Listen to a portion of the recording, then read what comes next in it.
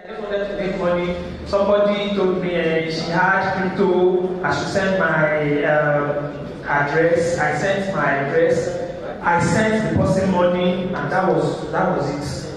I couldn't track the person. The person went with 500,000 naira, and the money was not even my own. Somebody sent me the money to help me buy crypto, and I was hoping, I was going to make 40,000, 50,000 on this. I was saying it as an opportunity.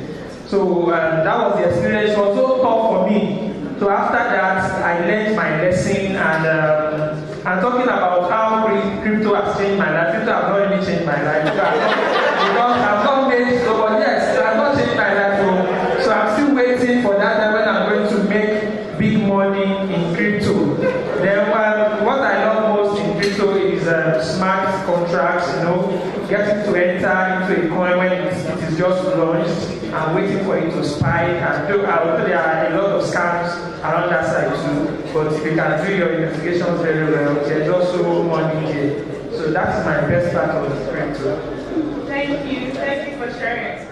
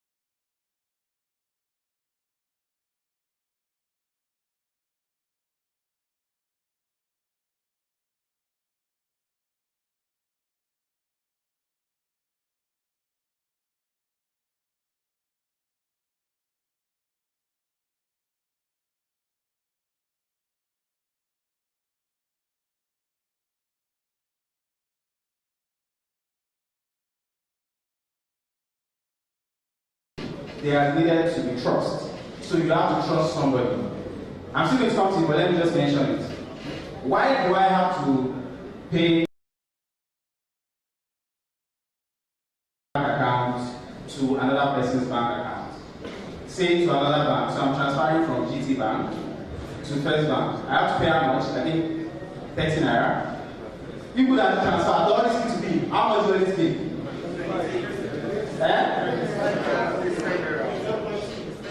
No, now you are doing bank transfer. I know you have money, don't worry, I know. Alright, so you have to pay a certain amount. Why? Because GT Bank's plugin is not, GT Bank is not directly plugged into the APIs of First Bank. So you need a party in the middle to settle the transaction. And that party is what we need. That's the Nigerian Account Management System. And what they do is just provide trust. To say that First Bank, don't worry, I've collected the money from GT Bank and I'm going to credit you. That is all. So at every point in time in our life, we have always needed trust. If you are in a relationship and you don't trust your partner, is that an unhealthy relationship? You can see the contact of who said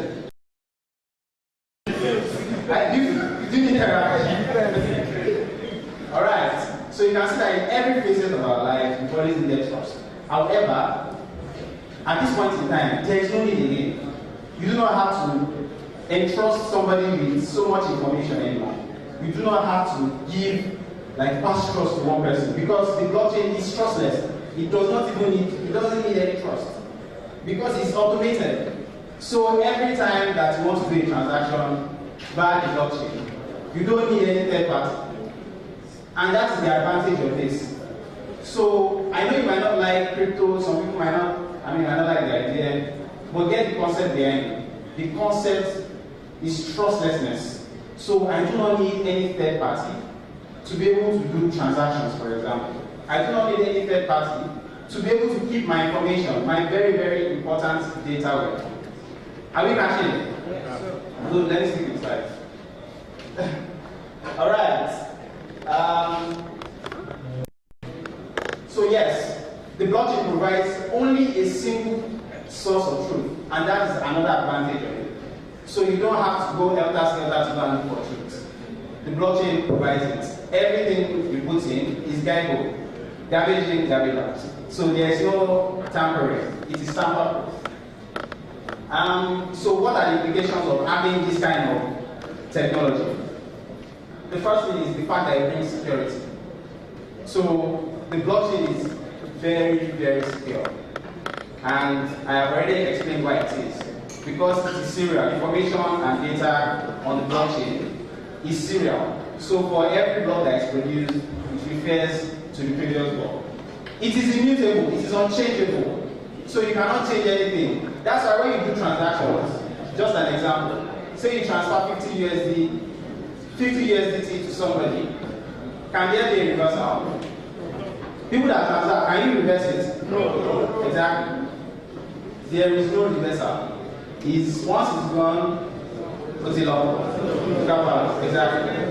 But take for example, so I used to work in a bank, I worked 6 years in a bank, and we'll have some transactions that should have gone. Somebody will say, hey, I made a mistake, it's supposed to be $1,005. I sent $1,000. Then we call for a recall. So transaction is reversible in the regular financial system.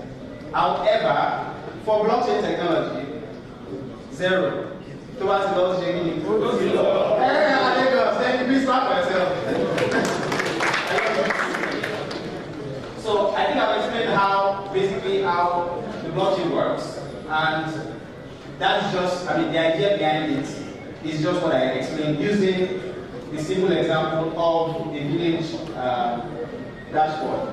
I will not go too much into cryptography. Let's just go into the use cases. So this particular technology, what exactly can we use it for? Of course, the obvious one is cryptocurrency. And why do we have cryptocurrency? So cryptocurrency is different from regular money because it is built with a certain technology called cryptography. So when you say something is cryptic, it's a message that is hidden. Yes or no? Yes.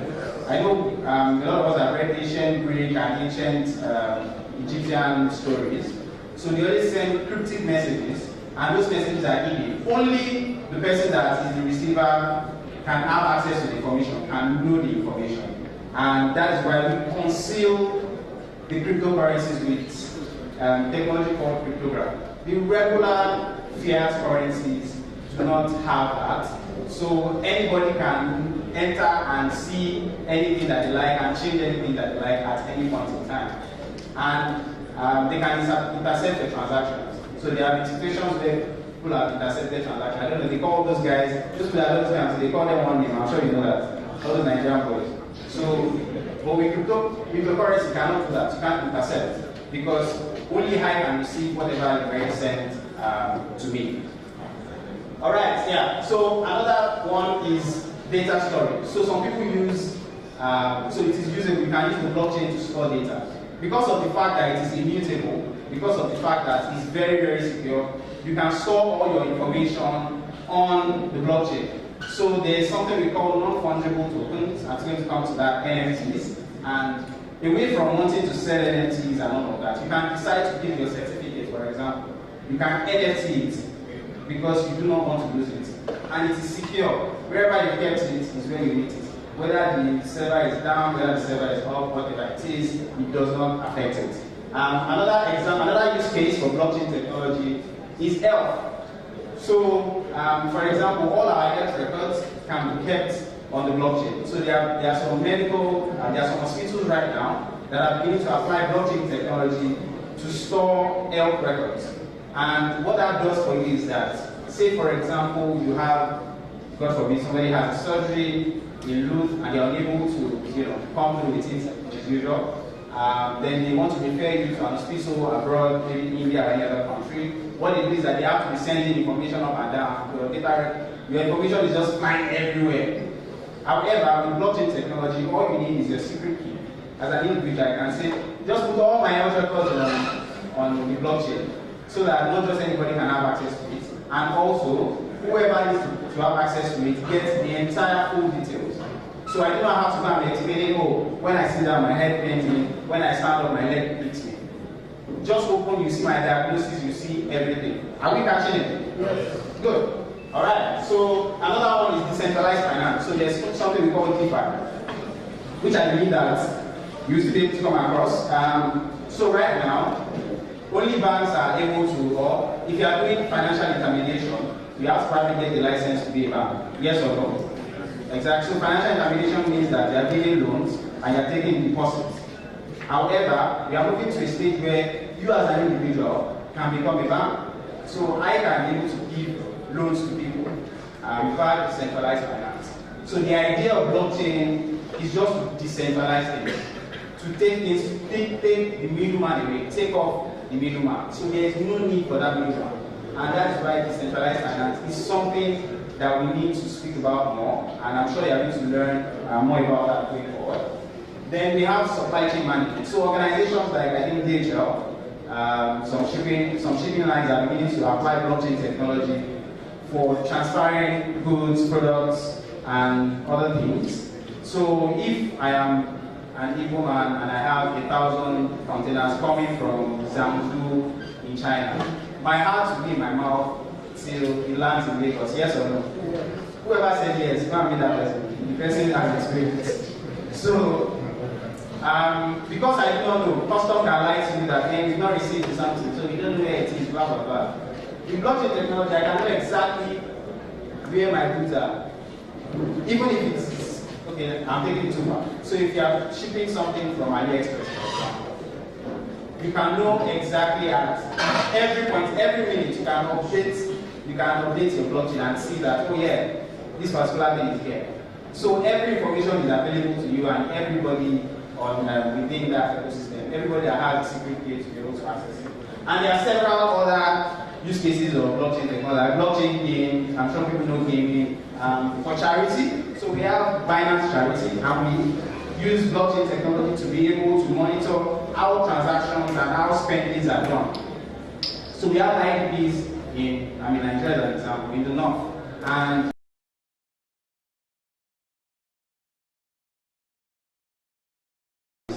to these guys, maybe they are small funds. People mismanage it. We say yes. We know about that. You're about to them. So people mismanage it. That's where corruption comes. However, with the blockchain, I can know that this particular person has received this thing. You can monitor it to the last recipient. And you can get that information without anybody in the middle knowing about it. So Binance Charity will be able to apply that to charity.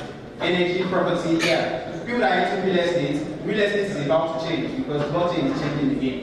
So if you are a real estate agent and you think you have a monopoly to be carrying people up and down checking out, you better start learning about blockchain because it's going to disrupt it. I'm just giving you hints. I know that there are a lot of real estate guys. Alright, so for every advantage there's what?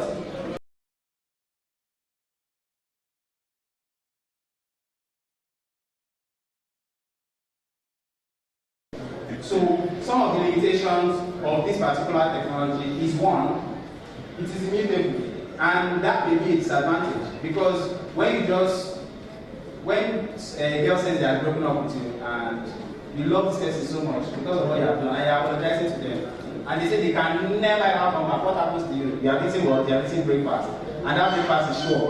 You cannot come back from it in 100 years.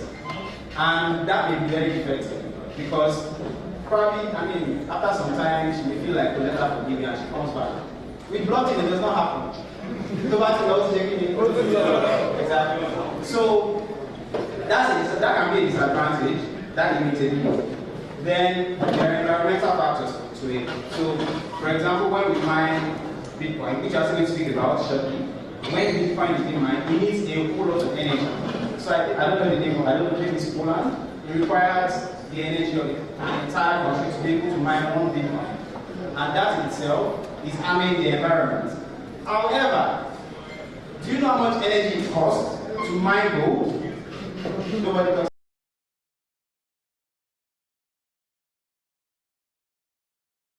What your fiat currency is doing to the environment, nobody says anything about that.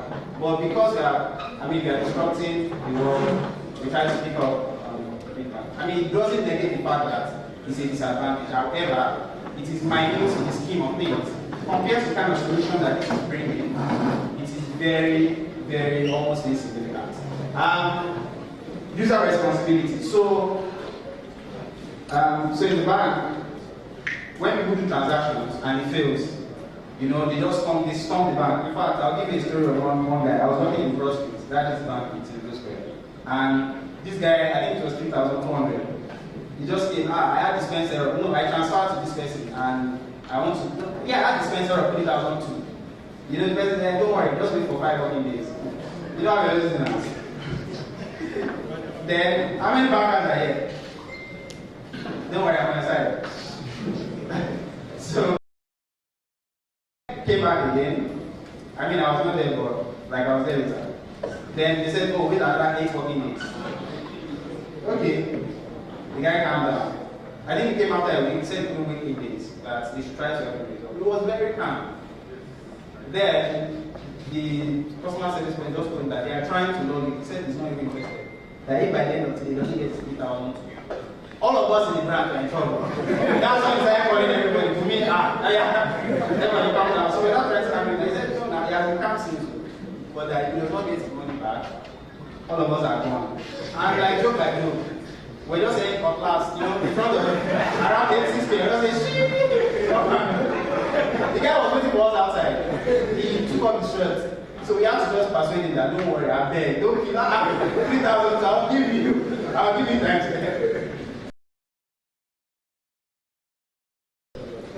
And that in itself is an advantage for you because that means somebody is taking responsibility for transactions.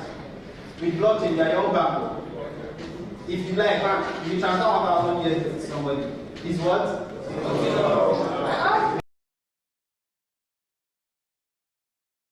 The user responsibility part may be a downside because some of us may misplace our passwords, we misplace our information, our secret keys.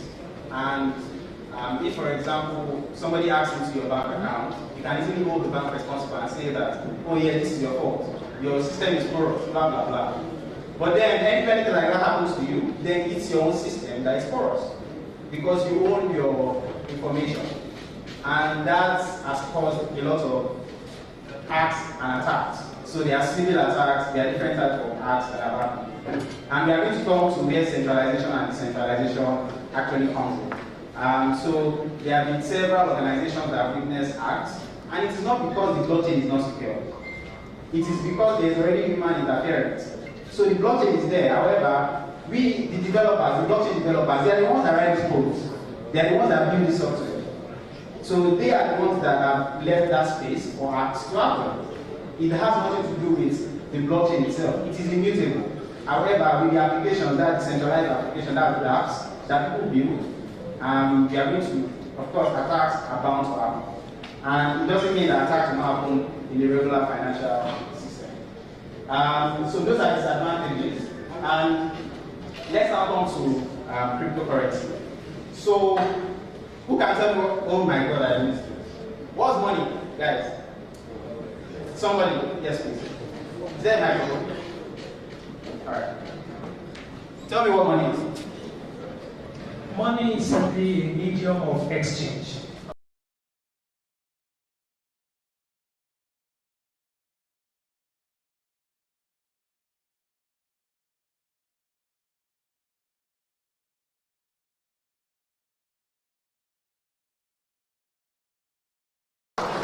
A woman this time. Thank you, ma'am. No believe me. Please, I need another microphone. Yeah. Alright. I'm sure you get the answer. What is it?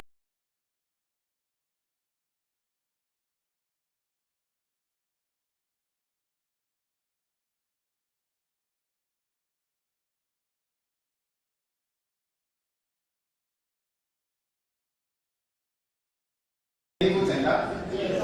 Who said legal tender? Okay, so wait, now let me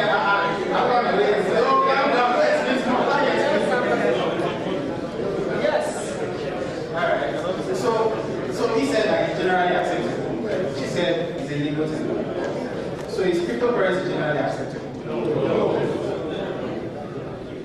So is cryptocurrency money? No? Yes.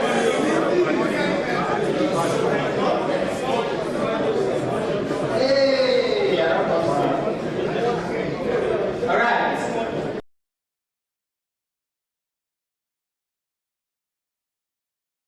Money is a tool of exchange or value. That's simple. Doesn't forget about legal tender. I remember that definition in primary school. Money is a legal tender that can be transferred from one person. The blockchain has come to change the meaning of money, the representation of money. Now, my name is Babatunde, and what Babatunde means is that you've lived before and you are here again. Yes or no? So you said, my grandfather, I'm not those things. You probably understand. Yeah. So I think maybe I was around when there was trade by barter. I think so. So trade by barter means that you have what? Yeah, yes, and I have what? So I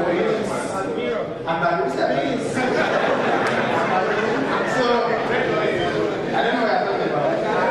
So you have a particular commodity and you have another one that is not that. Then I want that, and I have what you want.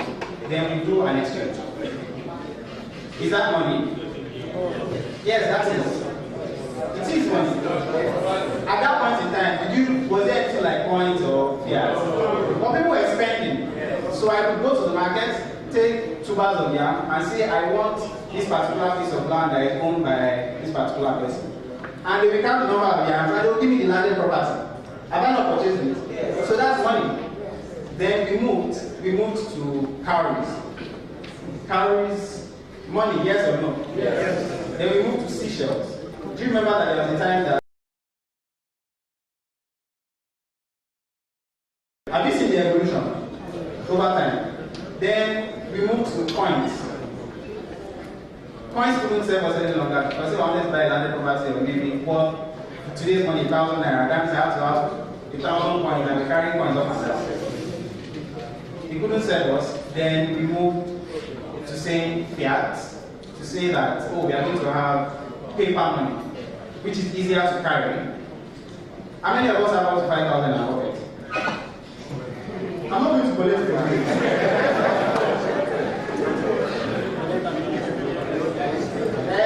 These are senior men.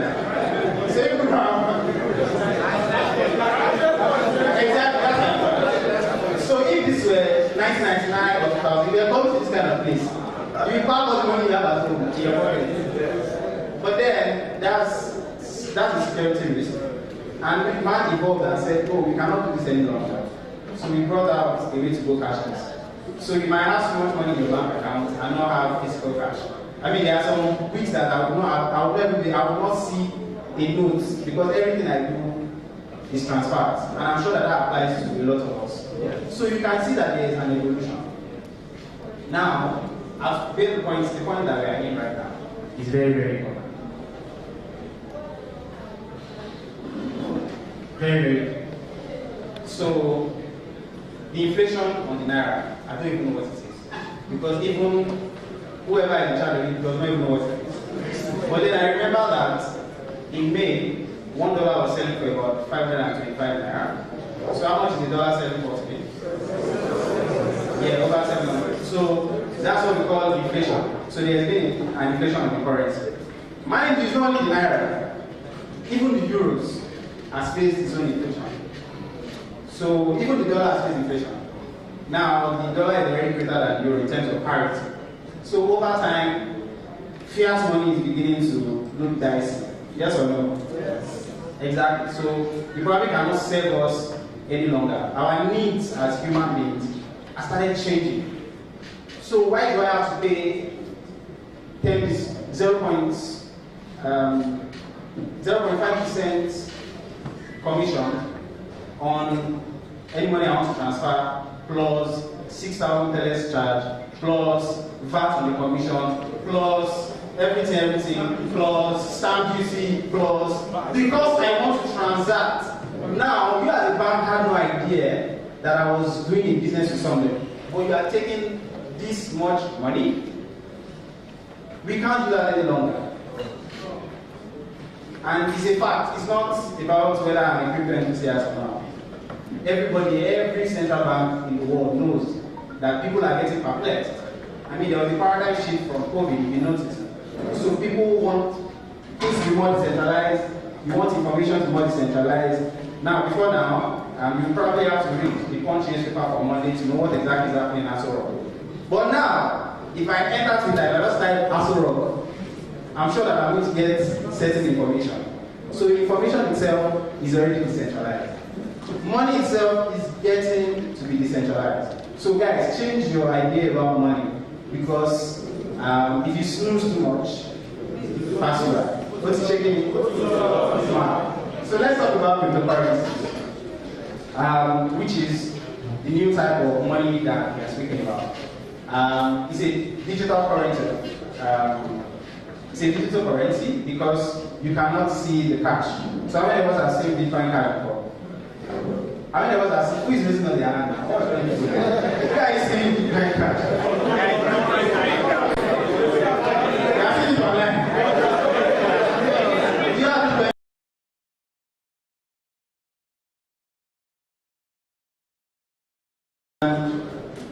Every transaction is verifiable.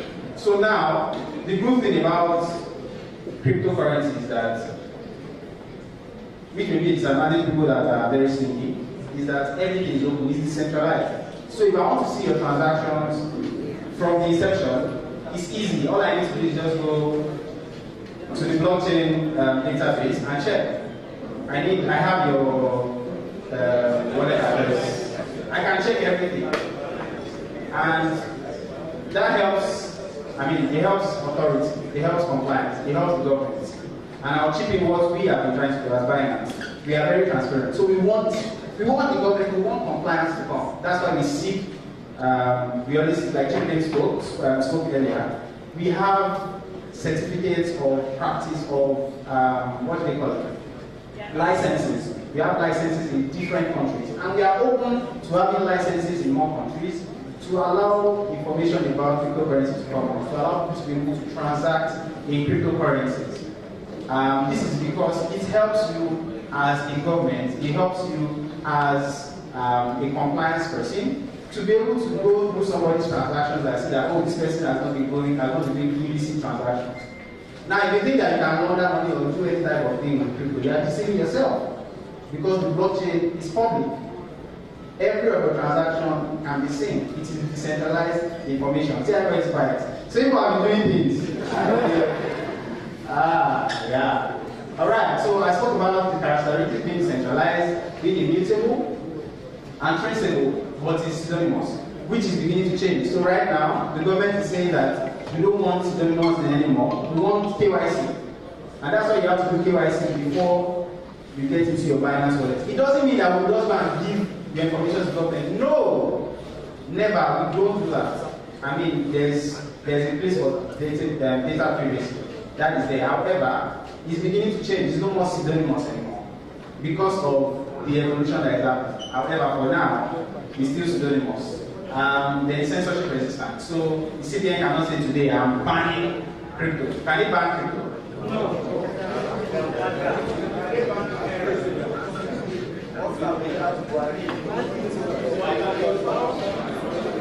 It is censorship resistant because the CBN does not mint cryptocurrency. Does CBN mint Bitcoin? You don't mint it, so you don't have the power to censor it. So the first ever cryptocurrency, this one is for newbies. The first ever cryptocurrency is the Bitcoin. That's why it's like the most popular cryptocurrency that you always say. People are BTC, yeah, that's Bitcoin.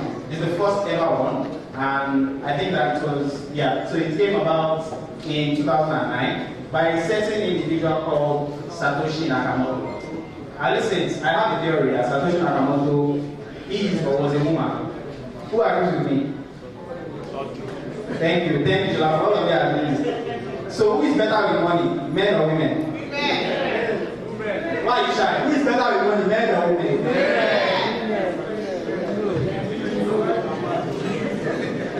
Someone said men are riches in the world. That doesn't mean you are better with money.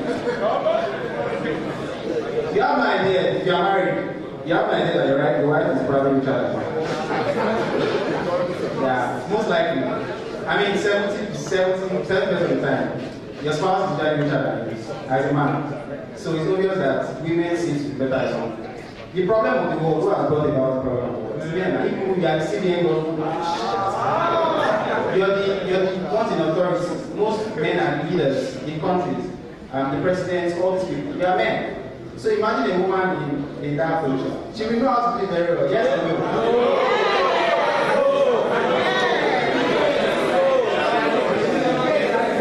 Whatever you think.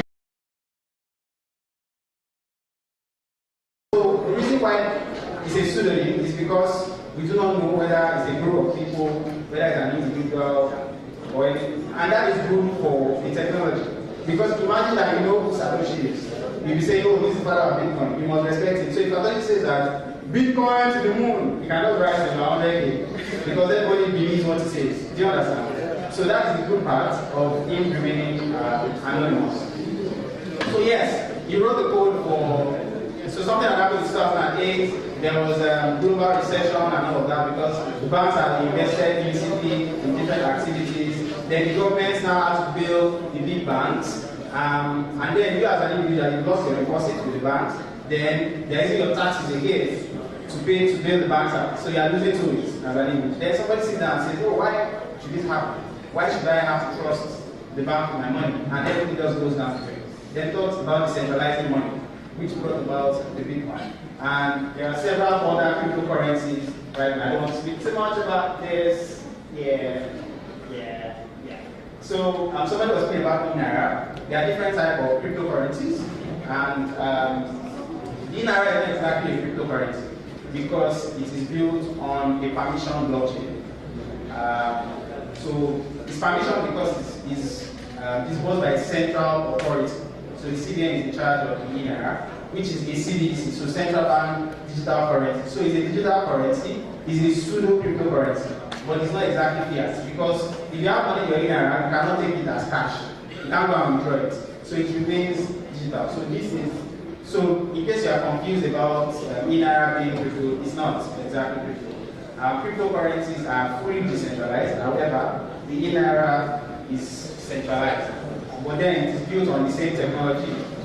They call it distributed ledger technology, and we all know it's blockchain. So we also have this we call coin. Every other crypto apart from Bitcoin is called an alternative coin. So what are the alternative coins that we have? Start with BNB, thank you. Say it loud. BNB. BNB to what?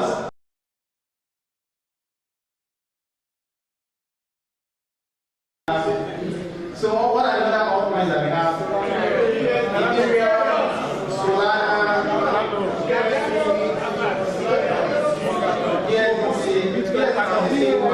BNB is a stable coin. So guys, hello. There are stable coins that I forgot to mention. There are stable coins. So a stable coin is pegged against a fiat currency. So for example, USDT, it is Tether. So it's the company that makes it.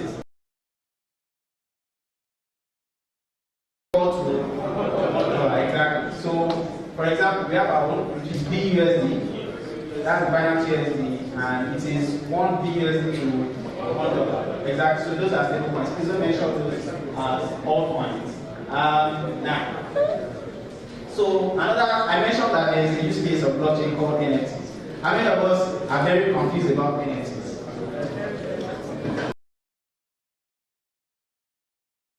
So some of these things I've been saying now, we might not be able to go in depth into them, but we have an academy where you can learn all about this. It's blocked Binance Academy. So if you go on your phone, go to academy.binance.com. Even if you don't even understand what I'm saying, you can get all the information on Binance Academy. I know of, so the other time we went to the north, we went for the northern tour, and we went to rural areas. You know, that's the work itself. Those are the advantages, or those are the use cases of cryptocurrency. It's not just about people that are seated, that have already a bank account. Some people do not have PVCs or do not have ways to go and do KYC and open a bank account. So they are not even rich enough to have that. So we went to these guys and we had a translator that was translating these things to them. And we saw how advantageous the cryptocurrencies would be. So you do not need so much KYC. So if I just take a picture of you, it's already fine to be able to open a Binance wallet, for example. Let me come back to NFTs. I digress. So NFTs are non-fungible tokens. And remember that you can learn what I'm saying on academy.binance.com. Non-fungible tokens. So you as an individual, you are non-fungible because is there anybody like you? So fungibility means you can exchange, something is exchangeable. 100 naira, for example, is exchangeable with 250 naira, yes or no? So you can say, Babi share, that's how it's convertible. Exactly. So you can change 100 naira to 520 naira. Money is fungible. But then there are certain things that are not fungible. Your life is not fungible because you cannot exchange it. Oh, somebody's life was fungible. So let me take that one. You as an individual, no matter even if you are a twin, you are still not fungible. So now imagine that you have data, you have documents, you have information, you have pictures, you have videos that cannot be exchanged for something else, that are unique. We turn them to NFTs, we turn them to tokens, because nobody else can have that exact thing on the blockchain. So we can mint NFTs, non-fungible tokens, so someone can take it. NFT. However, it's an NFT, but then, does it have value? So you as a person, I know don't worry, you have value. This is an example, you have value. But then, like, why do I want to buy a picture of you for $1,000? Why do I want to buy a picture of you? Why? So NFTs have value. NFTs that sell actually have value. I know you must have seen several NFTs that have been sold in the past. I think the first tweet ever by Jack Dorsey. The reason why it's valuable is because tomorrow Twitter can become a multi-trillion-dollar company and people just want to link back to the origin. Say in about 100 years, they are not here anymore. But then people want to see where did it start from. So they go and look for who has the first tweet ever. Jack Dorsey took a screenshot of that and sold it for about $6 million. Somebody bought it. And yeah, it might not have value. Now people are saying, oh yeah, it's invaluable, blah blah blah. Chill. In about a few years, God forbid, say another scenario is what if Twitter just disappears? And we still want to have history. Somebody just comes like, oh yeah, I have the NFT of the first. Do you know how valuable that would be? Very, very valuable. So there are several things that can become NFTs. Your documents can be, you can NFT your document. If you're an artist, you can NFT your artwork. If you're a music artist, guys, look at all these things I'm saying. I'll do an example. Alright, so this subject, I'm not going to touch on it because we are having a final session on it. So we'll be speaking about centralized and decentralized exchanges. So Binance, for example, is a centralized exchange because we have a marketplace where you can buy and sell all of these cryptocurrencies that we're talking about. You can buy and sell them on the Binance, in the Binance ecosystem. That's the Binance exchange. We are a centralized exchange. Now, if you're coming upstairs, you have seen a banner, Trust Wallet. Did anybody see that? Yes. Yes, exactly. So we have Trust Wallet here. One of us is representing Trust Wallet, so we'll have a Trust Wallet presentation. Trust Wallet is a decentralized exchange. Now, a simple difference is that with centralized exchanges, when you want to log on, people have Binance wallets. What do you need to log on to your Binance wallet?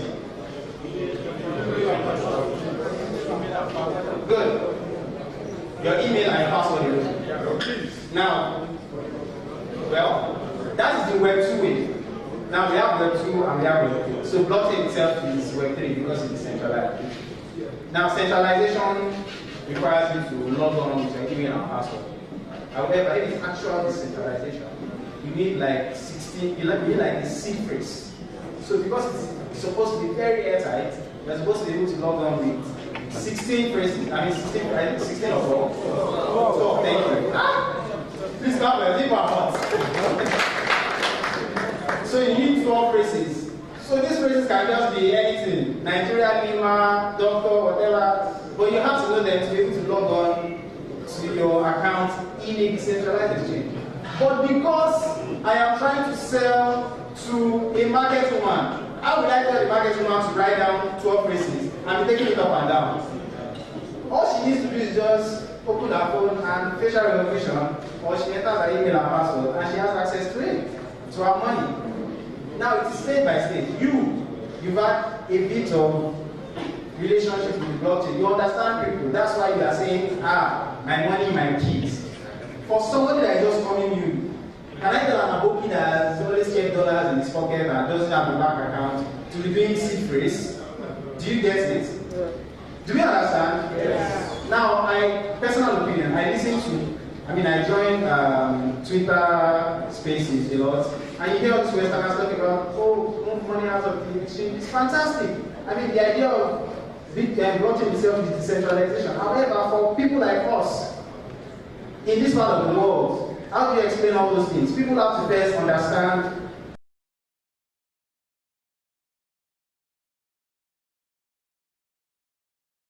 teach people and do a master class.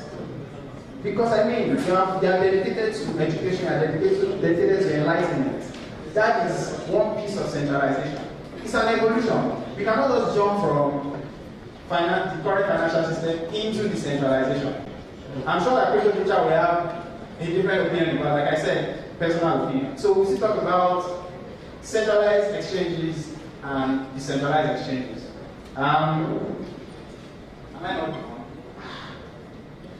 Alright, so for you to have your crypto, you have to have wallets. Unlike bank accounts, wallets are important. So you can't just keep your cryptocurrency in the air or in the moon. That's why you have crypto wallets. And there are different types of crypto wallets. You can have cold or you have hot wallets. So the hot wallets are your centralized wallet, for example, your Binance wallet, your Trust wallet, all those ones, because you can easily, just Binance wallet, you can easily have access to it. So you can have a cold wallet, on a platform like Trust wallet that has no access to internet. So you are preventing your account from being hacked. So I can just have it on a phone. All I need is just my seed phrase to be able to enter into my account and see my money. I can put my money on a flash drive. How many of us have seen a blockchain, a Bitcoin flash drive before?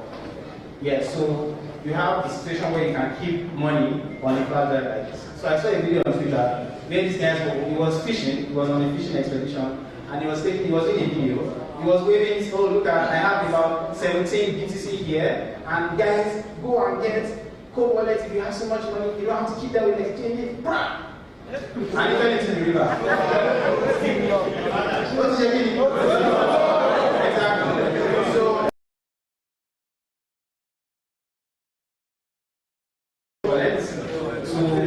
to be able to prevent attacks and all of that. However, you have to ensure that it's very secure because you are your own bank. Yeah, so for newbies, this is very, very important. So pay attention right now. I'm rounding up. So because we know that there can be some newbies here, we decided to come with all the vocabulary, the major vocabularies in crypto. So guys, when you hear people talking jargon, all these crypto boys, they don't say jargon on Twitter, jargon on everywhere. You'll be wondering, what are they saying? This year, I'm giving you free of charge. So the first thing is FOMO. What's FOMO? Fear of missing out. So right now, you might see a coin going up. CBTC has started like 8% from 48 hours. And people don't want to jump in. Hey, I don't want to miss out. I'm feeling by it. That's fear of missing out. That's FOMO. You are FOMOing. Please do not FOMO. What's back mind? We are all going to make it. So we like to say that. Even when everything is dipping, we keep, encouraging ourselves and saying we are still going to work. We are still going to make it. Now, NGMI, what's that? Yeah. So sometimes it's not going to happen. They are just like we are going to do it. They are not just going to. So where's NGMI is not going to make it. So there's Shield. What's Shield? Yes, so it's to illicitly promote a project. So you can get an influencer that doesn't know anything about the project though. He has no value, nothing. To just keep speaking about it and pumping it. So it just pumps and pumps and pumps. Then what's FUD? Yes, fear, uncertainty and doubt. I know that Binance had a lot of that in the last few weeks. So there was people who were just FUDing it, coming online to say all sorts of things. But you know what that does? It just strengthens the organization. Because then when there's more people speaking about it, people are beginning to check out and try to understand it. So people that are outside the ecosystem there are more people coming into the crypto ecosystem than before because of FUD. So fear, uncertainty, and doubt is a situation where you can have in crypto space. What's HODL? To hold it. When they say hold, just keep holding it. But then we put the L in front of the D because you might lose it at the end of the day. So you might hold the L. What's wrecked? So when you hold for too long, sometimes you just get wrecked. So that means all your money is. What's going to the moon? Then the BM is going to the moon.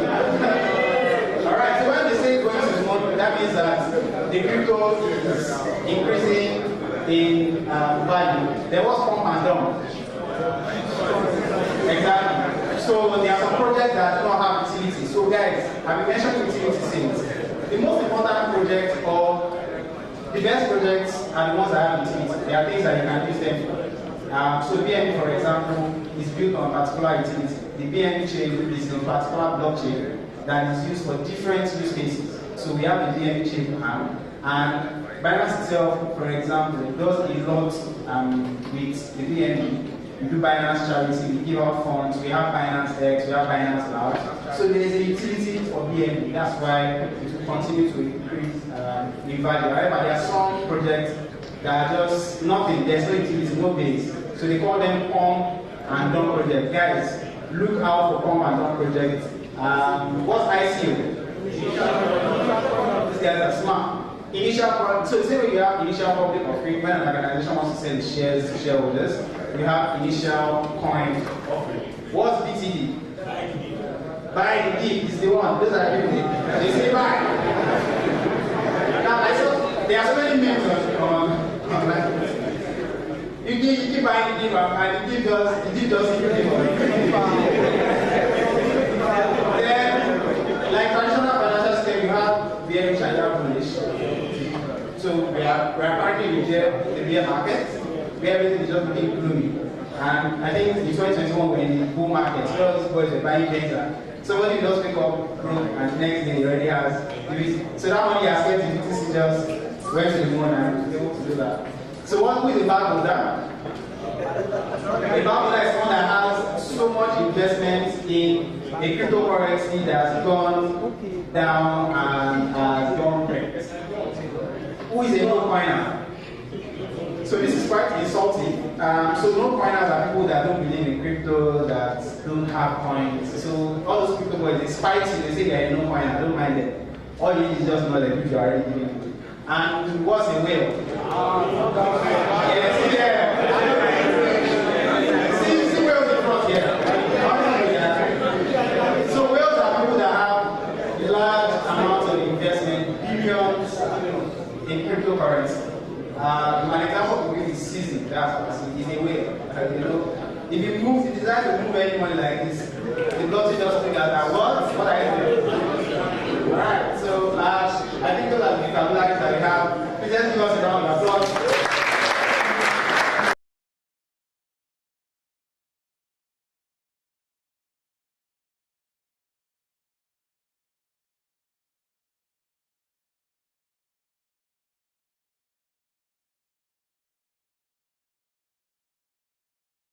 A round of applause. That's your beautiful guy. We have someone from Trust Wallet, Emmanuel, going to be speaking on behalf of Trust Wallet. We have Benjamin to speak on community and events. So please throw your questions, bring them, we are here for you. So any questions? Please, I need another microphone. Where's the other microphone? Where's it? Alright. Oh yes, so yeah, we can give you this presentation. Definitely. Please follow us on Twitter, join our Telegram group, that's Binance Pay Nigeria on TG. We'll drop the link there. Okay, I think I can take 5 questions. Binance Labs, the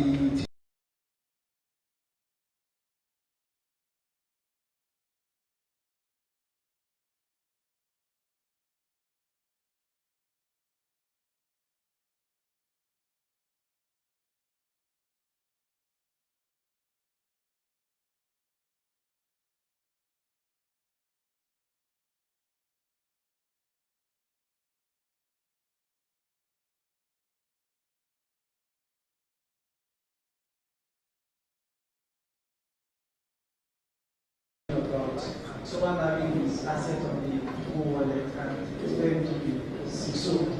Now, I used to have an experience of where my dad died. He has some money in bank, I couldn't access it again, and it's always a pain and all of that. So, it's usually a bonus for the bank because nobody's coming for it. So, in the place of the blockchain, I understand the place of bonding. So, I want to get a clarification on this. Is that those assets is going to be there to have more value in terms of cryptocurrency now? Then the second question is about regulation.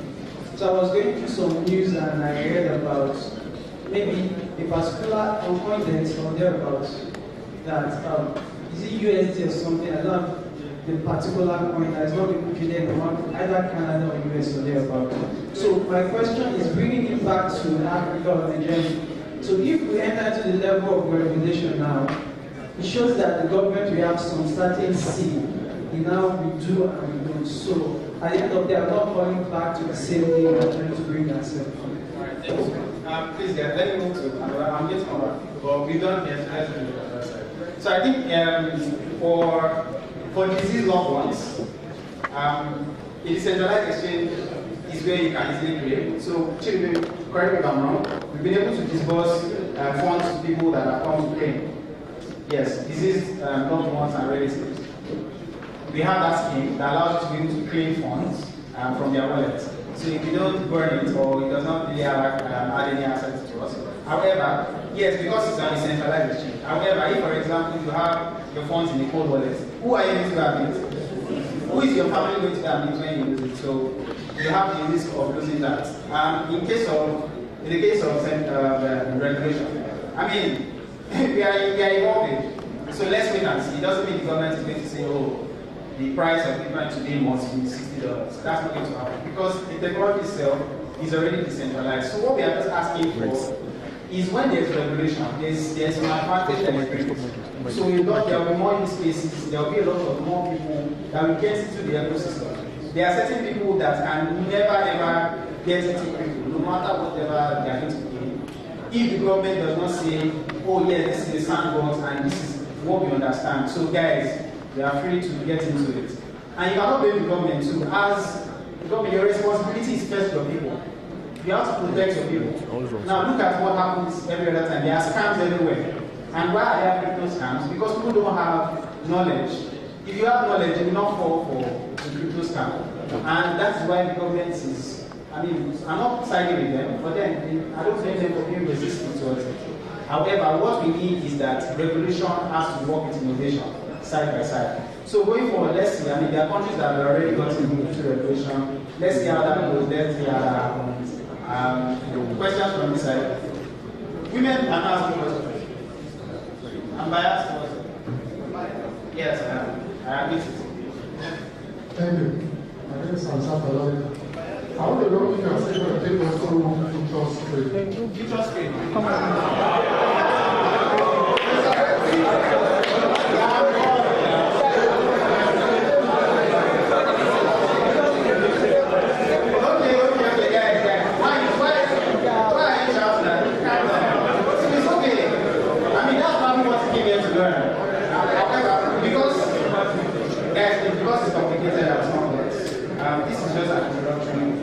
Masterclass. However, we have one that speaking about sports trading. A bit more about, but just giving basic information for people that just want to jump into and get started. But futures trade, you can learn that, I promise you, you can learn it on Binance Academy. Now, I spent only a few minutes in North, and there was somebody that started learning via Binance Academy about futures trade, and he was already doing it before I left. So Binance Academy teaches you all this in free of charge, and yeah, sometimes you can even make money while learning. Yeah. Okay. Okay. I want to know about token bonding. You didn't cover that part because I don't really understand that concept of token bonding. Is it that when you are bonding the token, it gives you more value, or is it that exactly moving to that point of publicity? I don't know. Alright, thanks a lot. Ben will be the best place to answer that. But what bonding does for us, so because you can keep minting and minting BNB, for example, any type of money. Now look at BTC. Why is BTC very, very valuable? Because it has exactly capped. So there will only be 21 million BTC. And that is we are in a race to 21 million. And for every 4 years, there's something called halving. So that itself is like an unlimited burning. So then you cannot just have unlimited supply. So if you look at the most valuable cryptocurrencies or tokens, they are the ones that you see that they have limited supply. So people know that once it gets to this point, all that is left is just circulation. So there will be a circulation supply. So at every point in time, organizations like Binance issuing tokens don't want it to get to the point where it becomes an inflation. So you can't just keep pushing and pushing and pushing. So every quarter we have a certain amount of BNB that we burn. So you take that out, we lose value, trust me. We lose a lot of market share, a lot of value, but it's necessary for the ecosystem. Because that's what differentiates things from exactly like then you are smart. But I think Ben can provide more information on that. Alright. Good day. My name is Jamie. There is this case of, I want to ask questions based on the decentralized app, such as Meetup and Trust Wallet. So there have been several cases of people losing money. Their account, their Trust Wallet account has been hacked. So there is this decentralized website attached to our Trust Wallet. Yes, such as PancakeSwap, Uniswap, and PoolCoin.app. So my question is that when we connect our wallet with those decentralized websites, is it that we're giving them total access to our wallet that our account can be easily hacked, or how do they manage to take money out of our Trust Wallet? Alright, thank you for that. So remember that when we're speaking about decentralization, it's about taking the middleman out of the equation. Now, the moment you start linking different apps, linking different platforms, you're exposing yourself. And you stand a risk. Although the risk is minimal compared to what we have in traditional financial system, but it's still a risk. So that particular platform may be more of a centralized platform. And even if it's decentralized, it is blockchain developers that wrote the code, and it is still successful to act. Are you clear? So at every point in time that you link your Trust Wallet account to a MetaMask, to PancakeSwap, all those things, you are still successful to act. However, if you decide to keep your funds in a cold wallet, for example, there is no act, there is nothing that can take it out. Do you understand? So, I mean,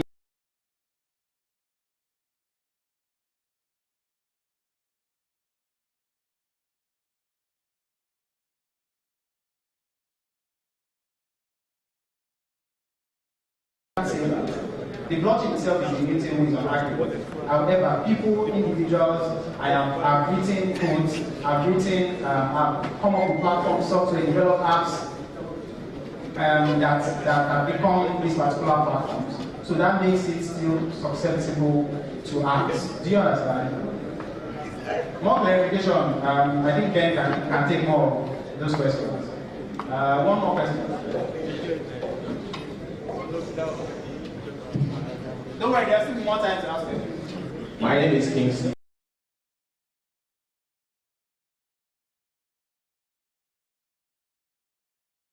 I don't get anything about that. Is it something that is really possible, or is just an idea in our thoughts? That's what I want to know. Okay, so you mean consensus mechanism and Bitcoin mining? You want me to be talking about all those kind of things in this kind of place? Alright, so there's something called the civil attack. There's also the 51% consensus. So there's a theory that says that somebody can have, so I've forgotten what that is. What did Ethereum just do? POS and proof of stake. Yeah, so proof of stake prevents that from happening. But then, when you have the proof of, what's the one that the proof of work demands that you have you get a particular mathematical calculation correct for you to be able to guess the next block on the blockchain. Now, when you guess that next block, you get a reward, which right now is 6.2 BTC. That is just that's like this way to explain how Bitcoin is being mined. So when you get the block correctly, and everybody agrees that, oh yes, it's a consensus, but everybody says that this person got it correctly. 51% of people have to agree. You know, it's 50-50. Once you get 51, you are the winner of the block. However, we can say that all of us can gather in this room and agree that, yes, we are going to work, all of us work together and ensure that we get the consensus mechanism. We agree that this person wants the mathematical calculation, whereas we were wrong. And we stand that, that risk is there, and I don't know how that can be solved. I'm not a blockchain developer, but then I know that somebody here can probably answer that. But yeah, just explaining his question, and it is a risk, it is possible, and I cannot speak on behalf of Binance to say that we can stop that, because we are not into Bitcoin mining. Because he asked a difficult question, I want a simple question. I know now, somebody else. Alright. No less. Thank you. Good morning. My name is Les. Like 2 days ago, 2 or 3 days ago, MetaMask sent a notification that there is something called address poisoning. So I say ask the question.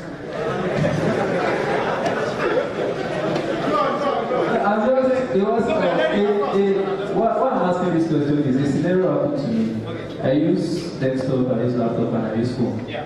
But I just noticed that on my desktop, something happened if I copied the wallet address and I want to paste it, it will paste the wrong address.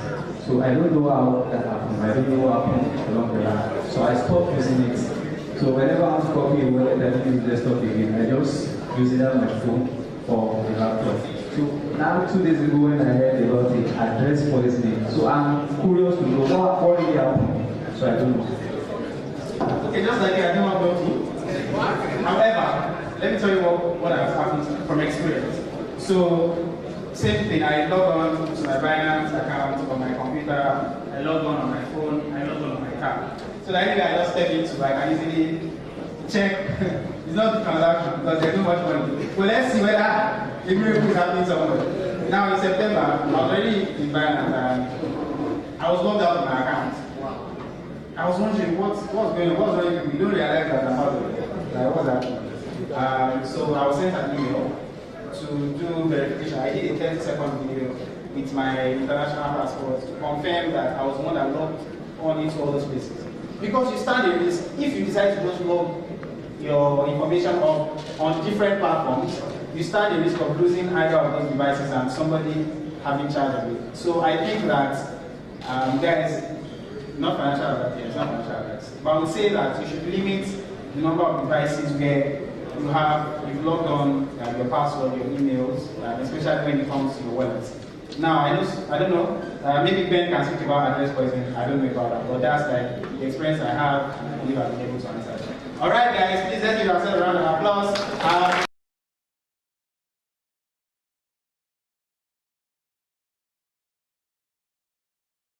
Let's take our quiz, then we'll have a panel session where we will have Crypto Preacher, we're going to have Shalom. Please be clapping as I'm saying it. Crypto Preacher, we're going to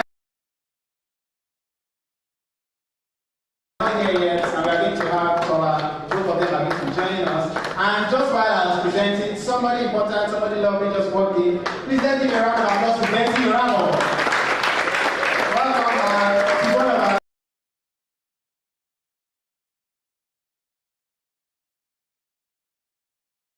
so she's been helping us to be able to get more grant funds into the ecosystem, which is very, very important, guys. So Ben is going to be taking the section where we're speaking about some of our products, which is very, very important, and also Cashlink.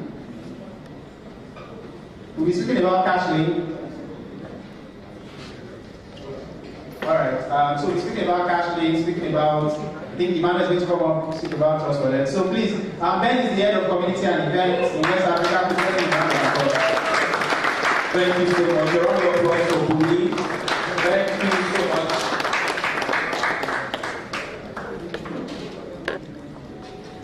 Alright, we've spent so much time already and we are somehow behind schedule. So I'm going to keep this brief.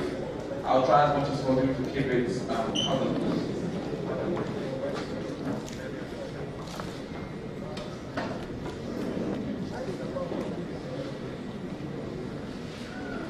yes, so I think Bumi has been speaking about a lot of things around, cryptocurrency, the blockchain ecosystem, the journey to becoming an enthusiast and an expert. I think this next phase is to look at a little more, take a better dive into the ecosystem, right? But before we do that, we have like a product survey. I mentioned this on my social media yesterday. The global team would love to have direct feedback from the community, right? So for every meetup we organize, we want to take feedback from you guys. The global team wants to now relate with you directly. So if you have any issues on the product, somebody started the session, even though we were live, we were already complaining on our first second on the call. I don't like Binance P2P. So if you have such issues, right, with Binance, any issues whatsoever with CZ, we'll display the barcode as soon as it is available.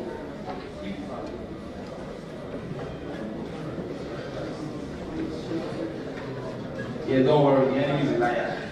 You must complain to CZ today. Okay, so basically we want to take your feedback as, to update the product. How many of you notice that if you stay off of Binance for 2 weeks, you will not know how to find spot wallets. You will not know how to navigate the product. Because Binance does consistent updates on the platform. How many of you will notice? Right? So these updates have been coming from the team within the Binance ecosystem. So what we're looking to do right now is to get these updates from you guys. That's why this is very important. So,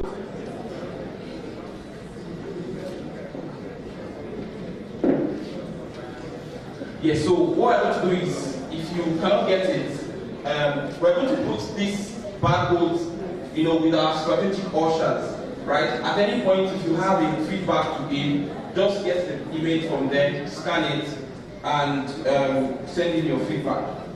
Let me see if I can just proceed with the conversation for today.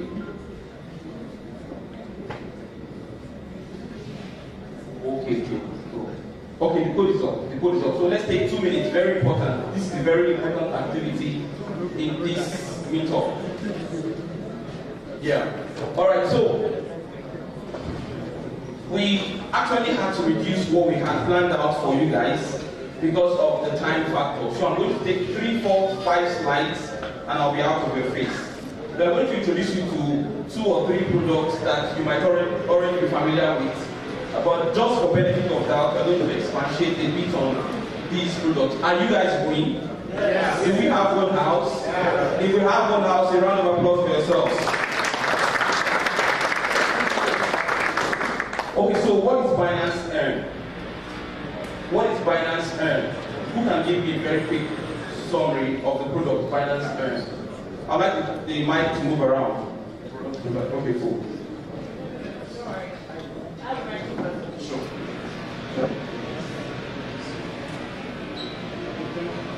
Please tell us your name and then maybe how much you have in your Binance account.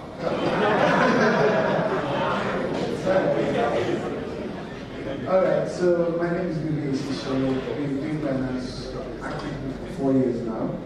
Binance can, just like spoken since, make money.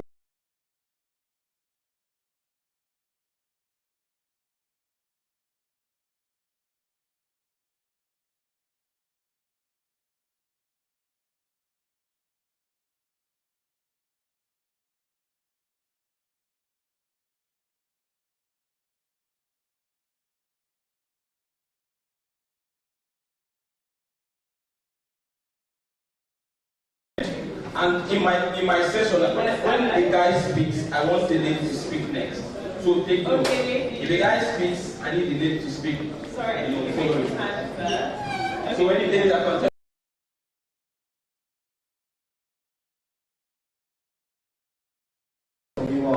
Okay, Binance is a way to passive income, and breaking it down is basically what we said is when you're like a bank, you borrow people money to trade and then you get your interest.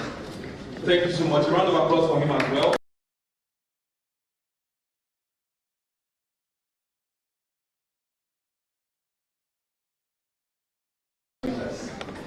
Interestingly, this is one of the first products we show to new users on Binance platform. So weekly we have over 50, 60, 70, 80,000 new users signed up on the platform. Hello, please, I'd like us to have one house. Hello, madam. Madam, do you have problems with Binance Pay? Exactly.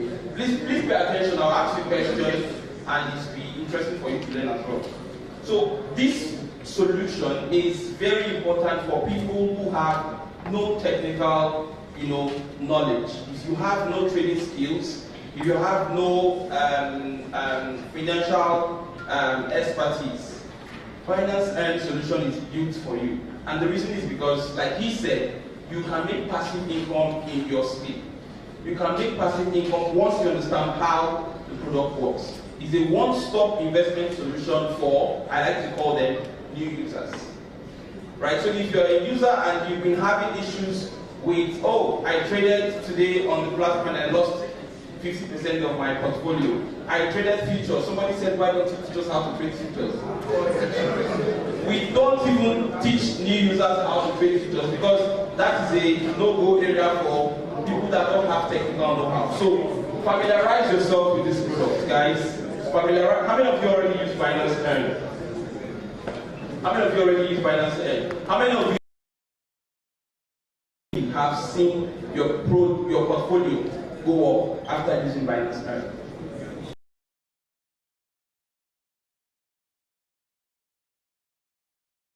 The Binance team are not allowed to trade, and if you don't need to trade if you have a good knowledge of how to use the Binance Earn platform. So basically what you do is you keep your cryptocurrencies within the Binance wallet, there are different investment portfolios on Binance Earn. You can use the Binance staking system, you can use the BNB Vault system, there are so many of them. Right? So as you proceed, make sure to familiarize yourself with several products in the Binance Earn ecosystem. So let's look at savings. There's Binance Earn savings product, there is staking product, there is a launchpad and launch pool platform, there's the BNB Vault, and there is the liquid swap. For this conversation, I will focus on just the first number 1, 2, 3, and 4. So like I said, savings, you basically, send in your funds, store your funds in the Binance Earn wallet as flexible, fixed, or activities-based savings. Now, flexible savings allows you to withdraw your funds at any time. Pay attention, because some people will always suffer. There's what they call it in the ecosystem, temporal loss. What's the word? Impermanent loss when you use this platform. You suffer impermanent loss when you jump in on your platform, on your Earn wallet, and make withdrawals at any time. So if you deposited 1 BNB in January last year, let's assume 1 BNB was at $500 per BNB in January last year, and you go this year and you want to withdraw that 1 BNB, what you've done is you've withdrawn the same amount of coin you deposited, but a lower dollar valuation, right? So that's an impermanent loss. Impermanent loss is such that it is only recorded as loss when you withdraw.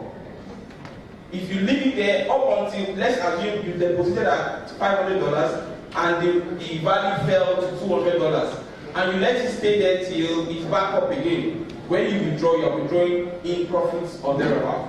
So be very careful when you use flexible savings. Don't withdraw your funds just anytime, so that you don't suffer some form of dollar valuation loss, or sometimes it will even go up. But pay attention to how flexible savings works. Fixed saving is most advised, especially if you don't need the funds urgently. If you don't have need for the funds, some people are saving towards buying a house in Lekki. Some people are saving towards their school fees. Some people are saving towards marriage. So if you are saving in that direction, set a timeline and leave. It's better to use a fixed option to save. Some people are saving towards Japa. Alright, so let me stop at those two. Those are the very important two for you right now. Number 2, staking. You can stake your coins using Binance Earn and earn a reward. That's as simple as it is. So you can look for a particular product to stake on and earn from it. Somebody was asking me as I was coming today, how does the BETH staking works?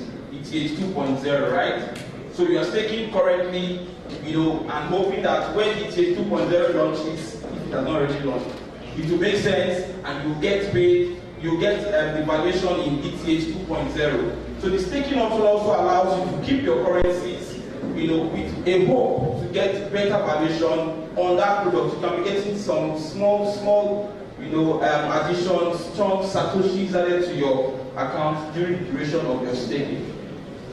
There's lock staking as well. There's DeFi staking. When you stake on DeFi projects, there is ETH 2.0 staking as well. And then launch platforms. The Binance launch platforms are where a lot of people, even before I began to work at Binance, I knew people who were building this platform. What does it entail to use the launch platform? Let's talk about Launchpad. Are we together? Are we together? Yes. I'm just hearing some murmuring, that's why I'm trying to get your attention. So the Launchpad, how it works is simple. If Binance is to list a particular token on the exchange, and the token makes an allocation in terms of they send in their tokens, for the user. They allocate a particular amount of tokens for the exchange users. If you, as an exchange user, subscribe to being a part of that launch that token launch on the platform, how can you subscribe? By joining the launch pad.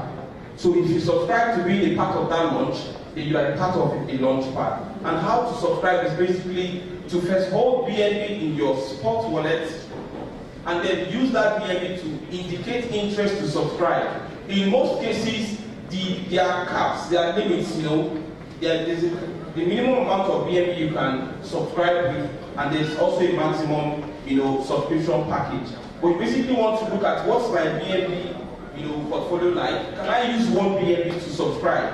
So based on the valuation of the token at the time of the subscription, assuming the token launch or is being offered at 0.5 cents, and then you use $100 to buy the token, how many tokens do you get?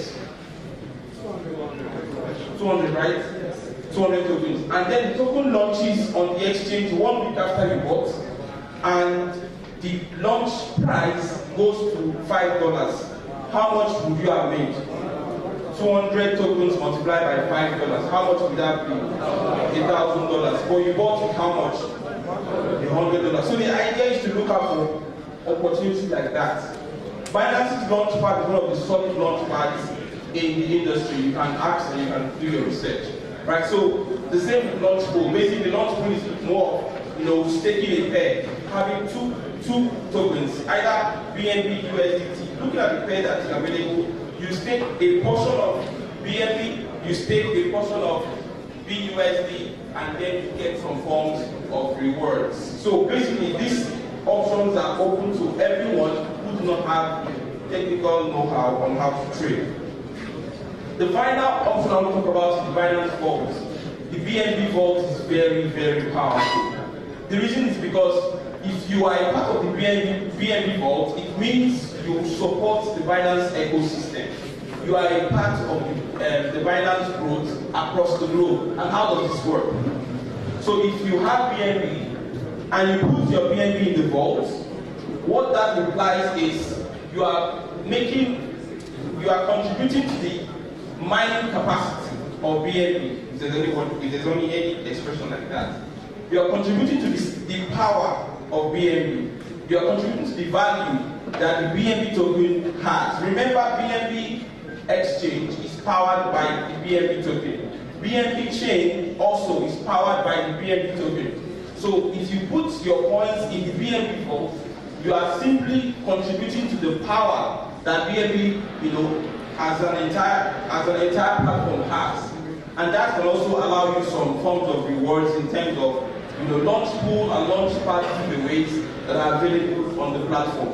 So if you have BNB, let's assume you bought BNB, now that BNB is at its various minimum, you bought BNB and you don't want to use it for anything, you can just keep it in the vault as well, and you earn as well. Okay, the next point I'm going to talk about is also very important. What is Binance Pay? I think I'll take maybe 2 options here on this particular problem. What's the Binance Pay? So anybody who has an answer to this, I think the lady should start. Binance Pay. Remember, I think we are talking about a few products today, and then we'll take it from there. I want the lady please be open. There's no wrong answer here. Tell us your name and what Binance Pay is. Okay, my name is Amara. Binance Pay is just like a platform you can use to pay payments when you buy something. We can't hear you. My name is Amara. So I said Binance Pay is like a place where you can make payments. When you buy something, you can use it to make payments.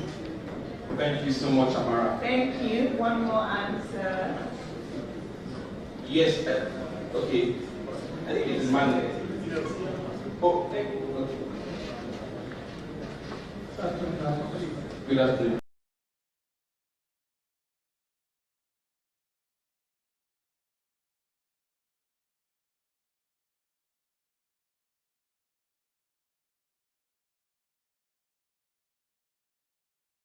Very correct, right?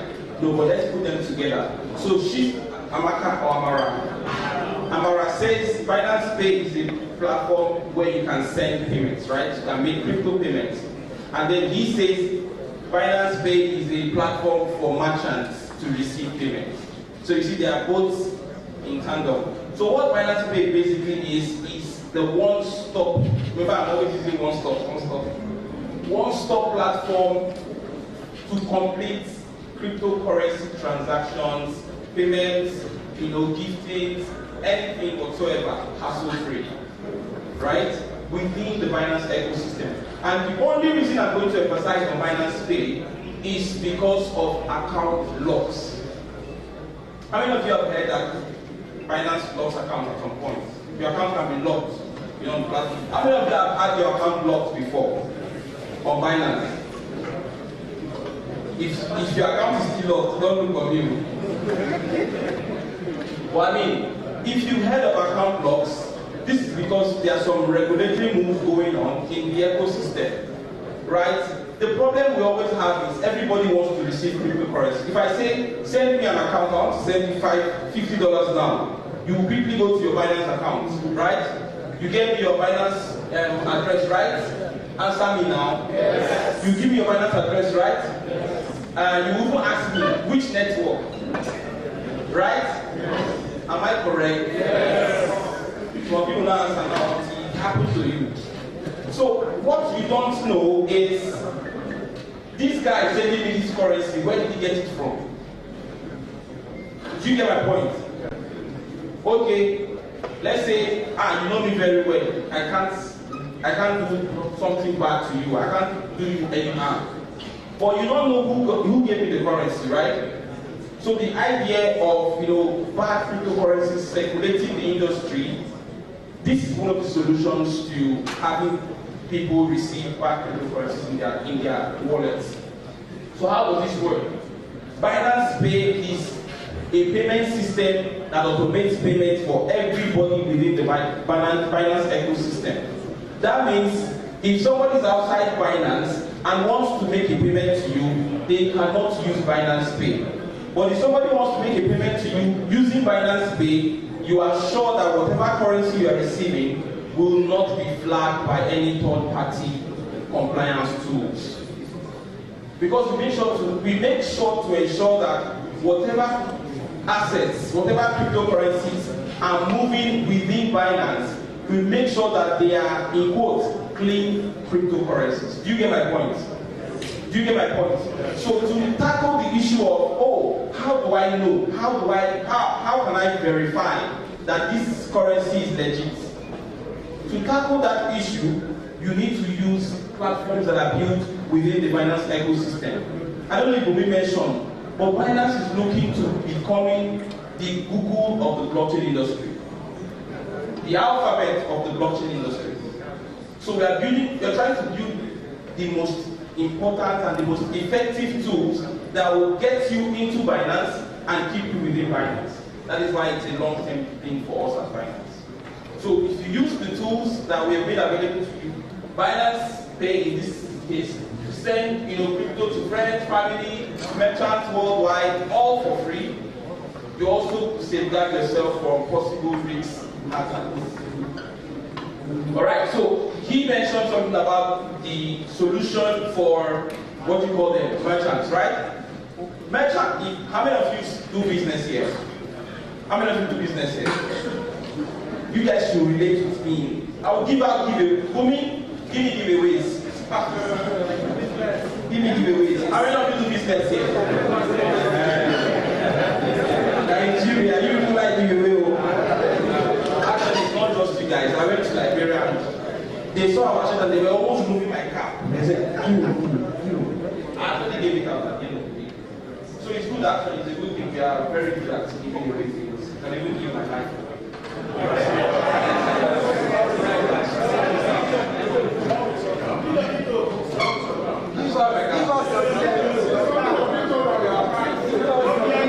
I'll give it to you. Don't worry. Let's just wait for the brand now.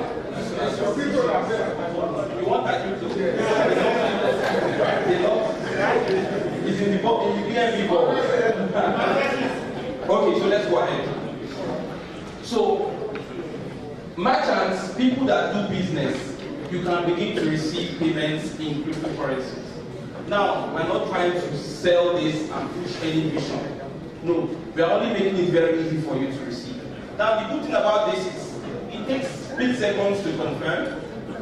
You don't have to deal with the issues of bank networks and all of that. Maybe you're using crypto, you're using blockchain technology to do this, right? So you confirm to the wallet. You can actually sell those cryptocurrencies with the lowest fees using any of our off-ramp channels, P2P or cash-in. After now, during the session, we'll have a special presentation on how to use cash-in and how to use P2P. Right? So you get paid. Now look at how people are scared.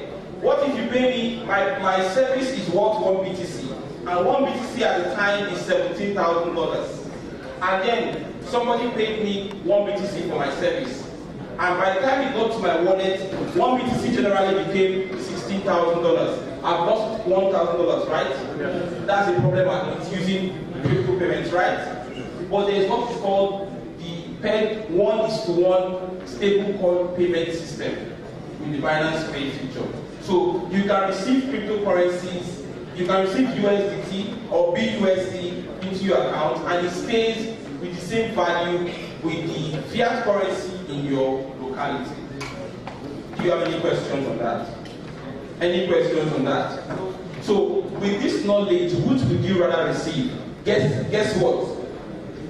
If you receive USDT, how many of you that the amount of USDT valuation is different in terms of Naira now, is different from what you have with the USD valuation in banking system? How many of you know?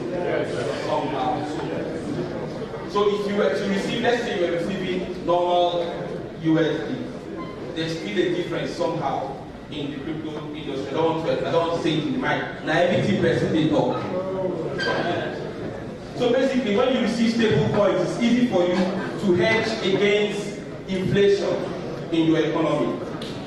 I know people that have just held, that receive payments in dollars, and they are better off than receiving it in Naira. How many of you like to receive payments in Naira as compared to dollars? Okay, let's take it further. How many of you would like to receive payments in stable coins as compared to dollars? And those are the people that ESG should come for.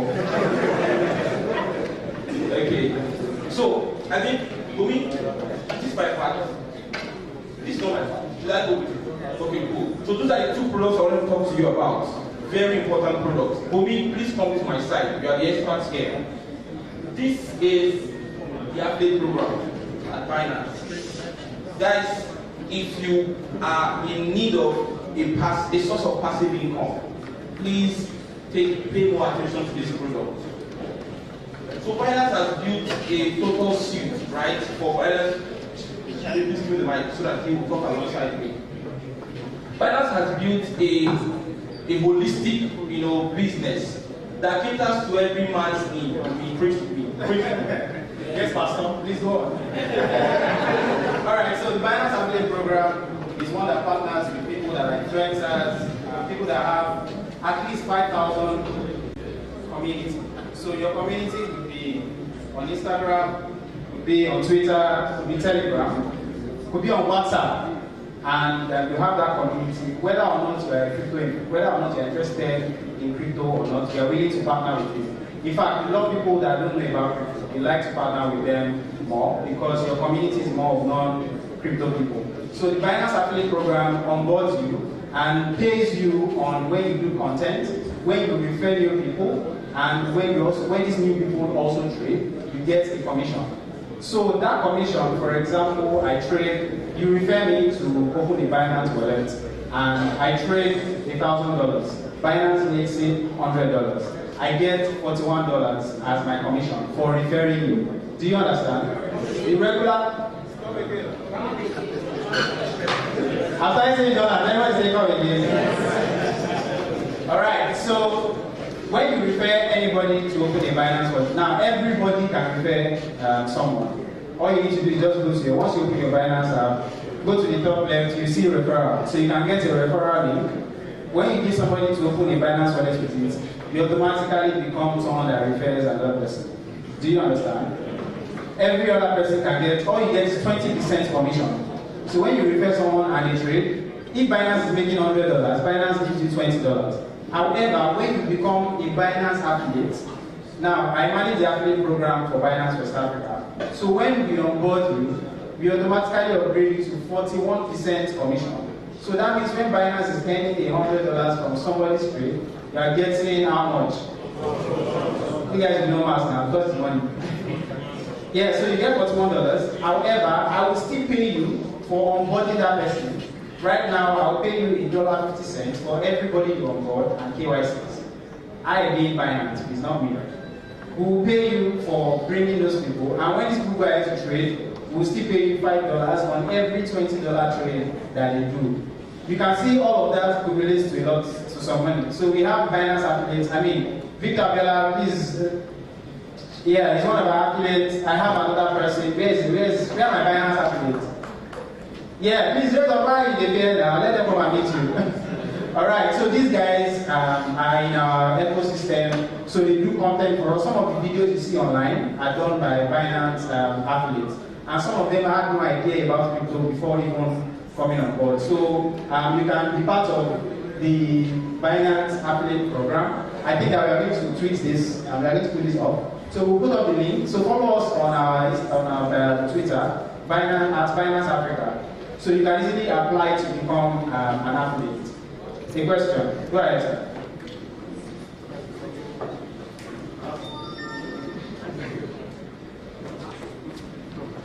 Please, just two questions, so I don't waste time. Oh, thank you. My name is John. Okay. So I've been referral program, right? So I've had some referrals. Okay, there are two options: the light referral and the standard referral. So in one of them, the light referral to get the 100 USDT voucher. So I don't know. I sent the link, the registered, the trader and all, but I couldn't use the voucher. So how do I get that?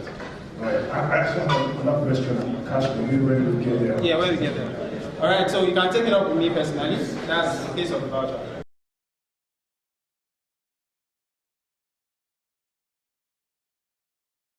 My question was, I've registered for the Binance updates, but I've not received any mail with respect to this. And that's get starts.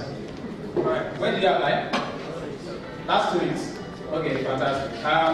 So we have a lot of applications.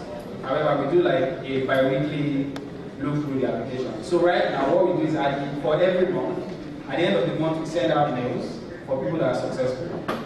What's your community size? How many people are following you on Instagram? 900. So you are going to join. So guys, there's a boot camp. So there's a boot camp away from, if you don't qualify to be a Binance affiliate, you should qualify to be a Binance boot camp participant. So what the boot camp does is, even if you have one follower on social media and you are interested in influencing for Binance, we'll teach you how to.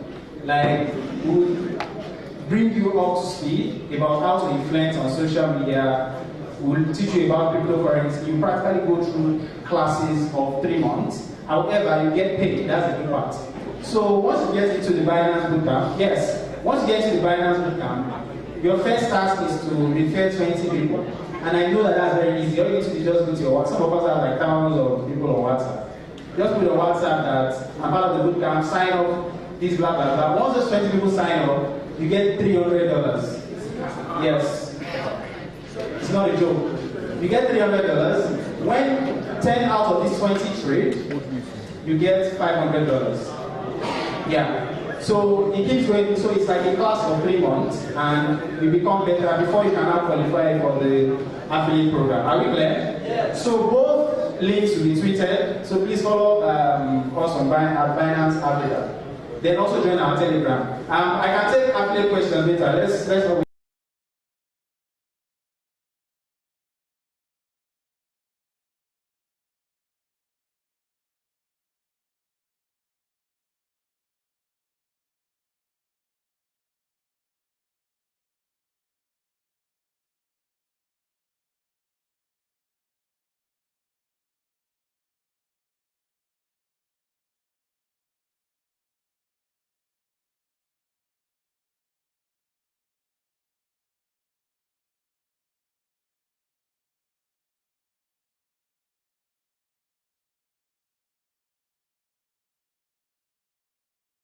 Once you refer anybody, you see it directly.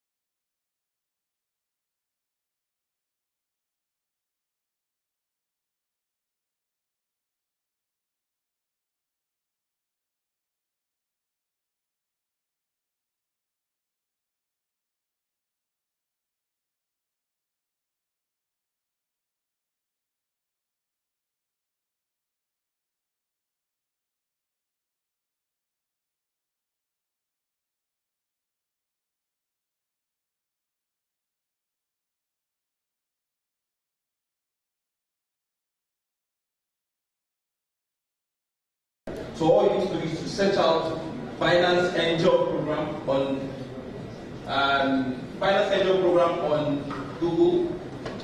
Google, yes, and then apply to join. Once you apply, we'll be able to search right after this meetup. We'll search by location. We'll search by Nigeria, right?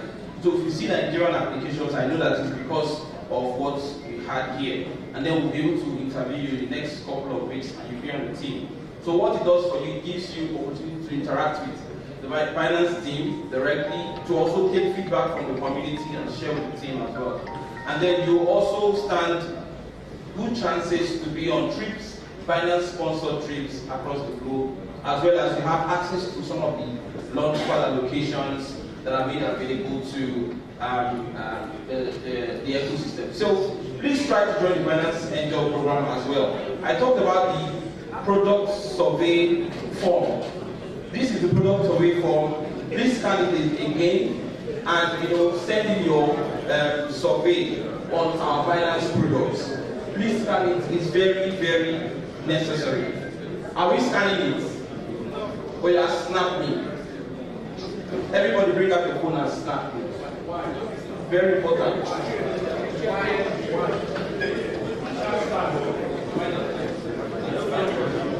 Look right here. Look right here.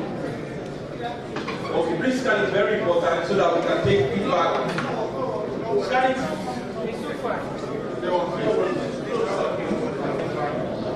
Okay, so after the event, we'll make available the barcodes. You can actually scan at the board. Scan from your camera. From your camera.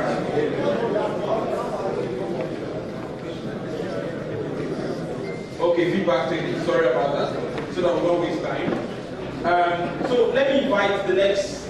Bumi, what are we having next? Panel session. Okay.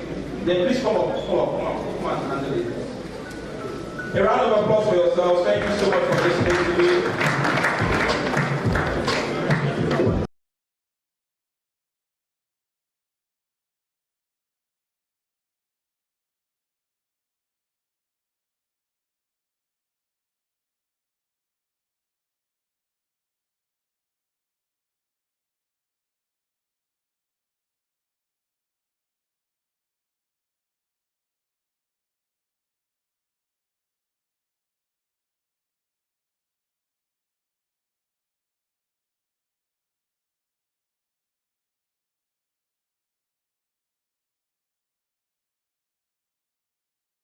That's Lash, that's Dex, Young C, Young Shorty, Machiavelli, White Bricks, True Religion, on the telly, it's me.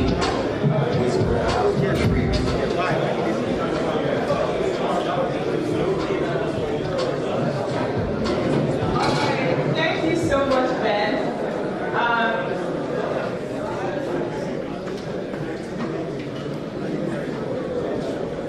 Ben has given us lots of ways to make passive income through the Binance ecosystem. Thank you, Ben. Please, can we give Ben a round of applause for that?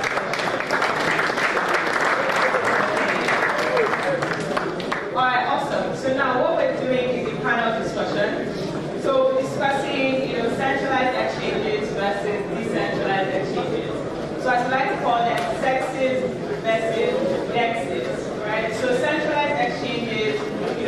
other books where companies like Binance are custodians of your assets. And in decentralized exchanges, you basically have what's called where the swap point, where you are your own custodian.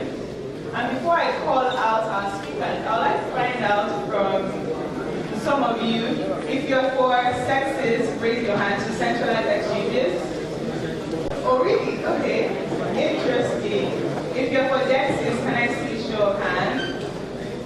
Oh, nice. Okay.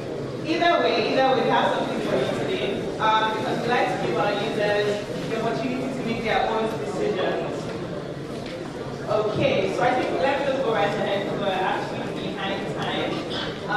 But thank you for being here, and it's been an interesting conversation so far. So I'll be introducing our amazing speakers. And as I introduce you, please come on stage. I'm here. So firstly, we have Shola Fumi Susanya. Please give her a round of applause.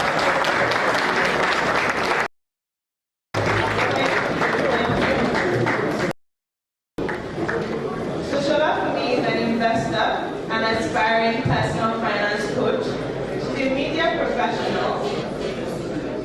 An inspiring, oh my gosh, I'm so sorry. Imagine that. She's an inspiring personal finance coach. She's a media professional who is deeply committed to the art of wealth building, having read over 350 books and thousands of articles investing in companies. With her sharp financial acumen and dedication to helping individuals, thousands have been granted access to enter the world of investing, and she firmly believes that everyone has the potential to become incredibly wealthy. So obviously, you know that she has some answers for you today. When she's not researching and making investments, she works with one of the largest tech companies in the world. Shola Fumi is the go-to finance and investment enthusiast with the passion and conviction to empower people. There's still a lot, so I'll just stop there. Thank you so much for joining us today. Amazing. So next, we have someone who we like to call Crypto Preacher. Please give him a round of applause.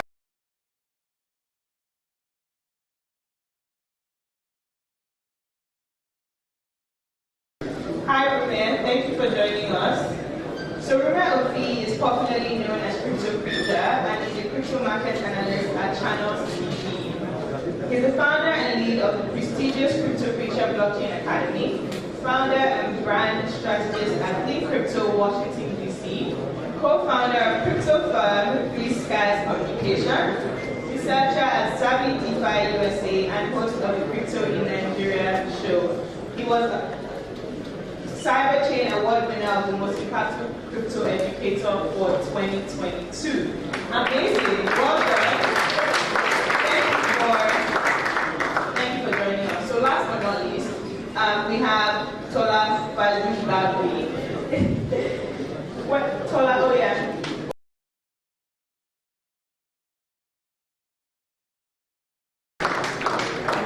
Thank you for joining us. So Tola is the founder of Crypto Masterclass, a cryptocurrency education platform.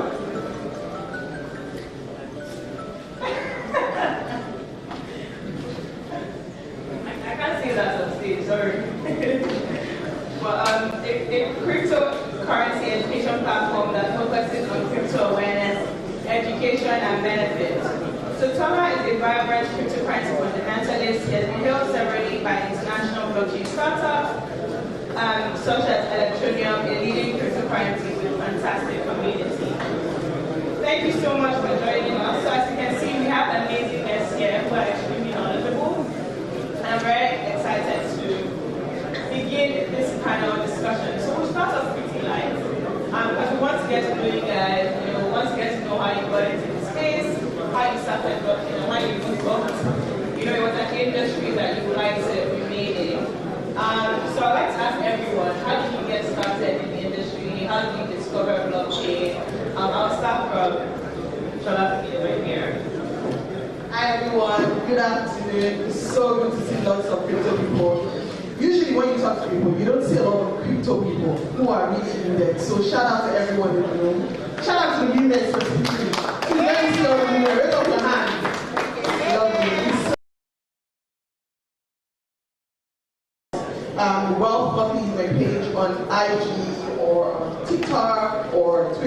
into. So how did I get into the crypto space? I traditionally invest in companies. The stock market is where I really play. I teach and I help people invest in the US stock market. Now, one of our communities, which was very vibrant, several people reach out and said, let's do crypto. I'm like, NEK.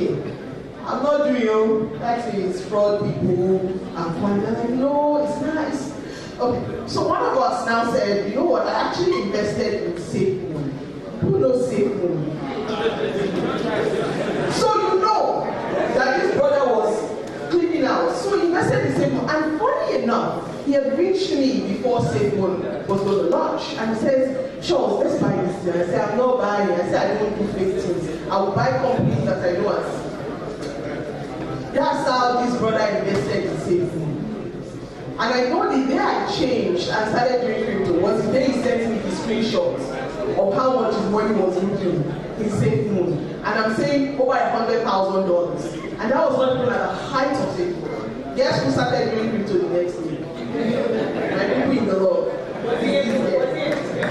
Oh yes, he made lots of money from Safe. Yes, he actually withdrew before he should have, because we're like, how can you see all this money and be waiting? Collect your money, oh. Well, just allow that brother to sleep. Millions and millions. That's what I've been about. But anyway, that's how I got into cryptocurrencies, and that's how I started learning. I'm known for simplifying information. I find that the reason a lot of people don't invest in crypto is that it's not simple enough. Once I simplify it, a lot of people tend to understand. And I think that's what we need, and that's why gatherings like this are super important. So, hope I'm going to introduce myself. Thank you.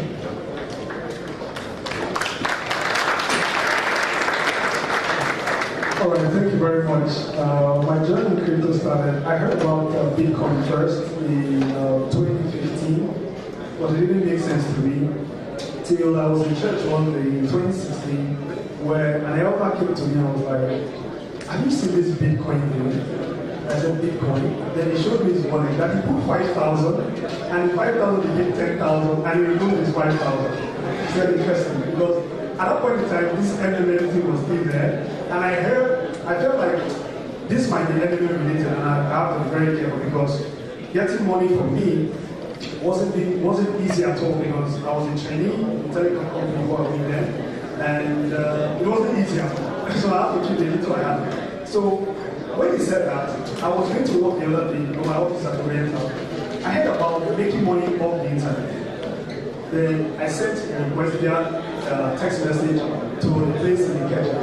So when I got there, out of curiosity, they started talking about different ways of making money. And same way they spoke about Bitcoin, they just brought in the screen, the projector, and the Bitcoin logo came about like, this Bitcoin again. Then when I got home, I tried to check it out. I bought my first fraction of Bitcoin with 5K. We went down to 3K, went up again to 6K. I was like, this thing is not funny. The other book stuff was very difficult for me. Then when I traveled to Delta then, in December, I met a guy, paid him about 3K to teach me. He was teaching, the thing wasn't mentioned. When I came to Lagos, I told myself that I will have to take this thing. So I met a guy that buys and sells Bitcoin. But there was no business model around it. So I said, okay, I will bring people that will buy, then you give me something. So we started doing that. That's the OTC kind of thing. P2P we now have now with those doing buy P2P. Then we started transacting. I started making money from that. In fact, in about 3 months, I made 1 million here. In fact, it was so crazy that the girl I was trying, I had to stop my camera and say to her, you know, so all of that put together actually changed the fact that because I like reading, so I could read, get knowledge, and make money. So I was going to one popular library in Yaba, Habamakoni, those that know that GT back then. I was going there to research, buying books from Amazon, reading, and it actually changed for me. I made mistake at some point, I failed at some point, I made mistake of sending money to a wrong address. I've sent also money to Bitcoin to USDT address and messed up. I've invested and They jump with my money all the time. And I told myself that my challenge is knowledge. And I invested in knowledge, and this is where I find myself. Thank you.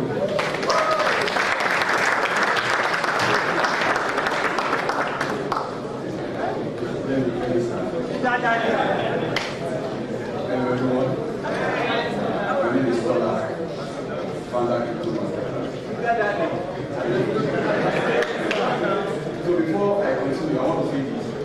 If you are here and you are still doubting crypto because of Transak, the answer is you are wrong. So I got into Bitcoin, to crypto, in 2016. Not because I was looking for a way to make money via any financial instrument, but because this thing came, MMF,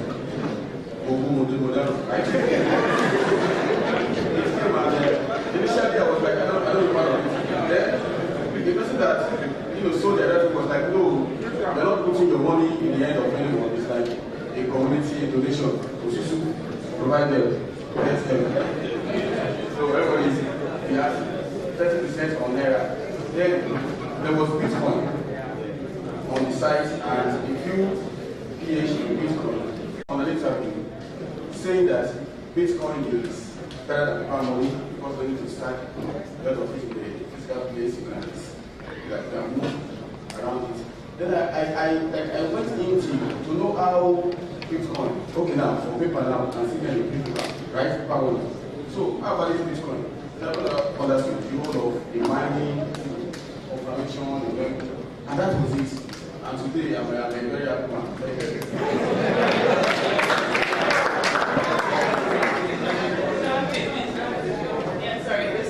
Better. Thank you for that. So before we go to the next question, I actually want to touch on some points. So firstly, from your friend, I think that was actually excellent risk management because I did buy SafeMoon as well, but by the time I could withdraw it, it actually crashed. So obviously, you can look at it for both ways.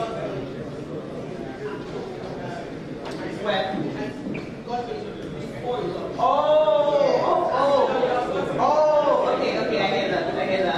But I just wanted to say that you should definitely look into risk management. So sometimes, if you're trying to invest in the short term, like it's not always the best to say, oh, let's leave it further. Especially if you're FOMOing in. First of all, don't FOMO. But yeah, definitely look into risk management. And the second point on Ruben, something I really liked when you touched on learning. Right, so something I'm very big on is that like the blockchain space is not a get-rich-quick scheme. Obviously, a lot of people come in to earn money as they all do.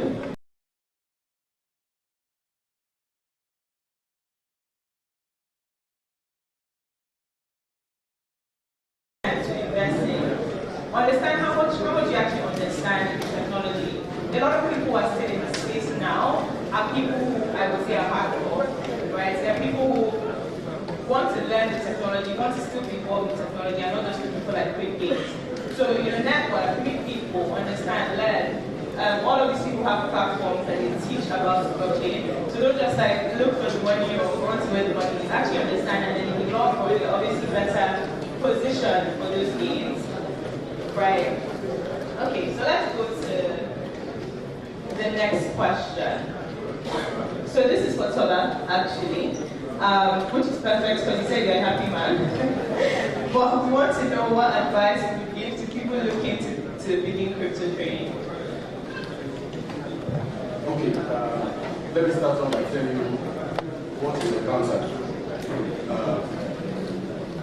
When I was in Lagos Business School for business training on scholarship, in reality, this is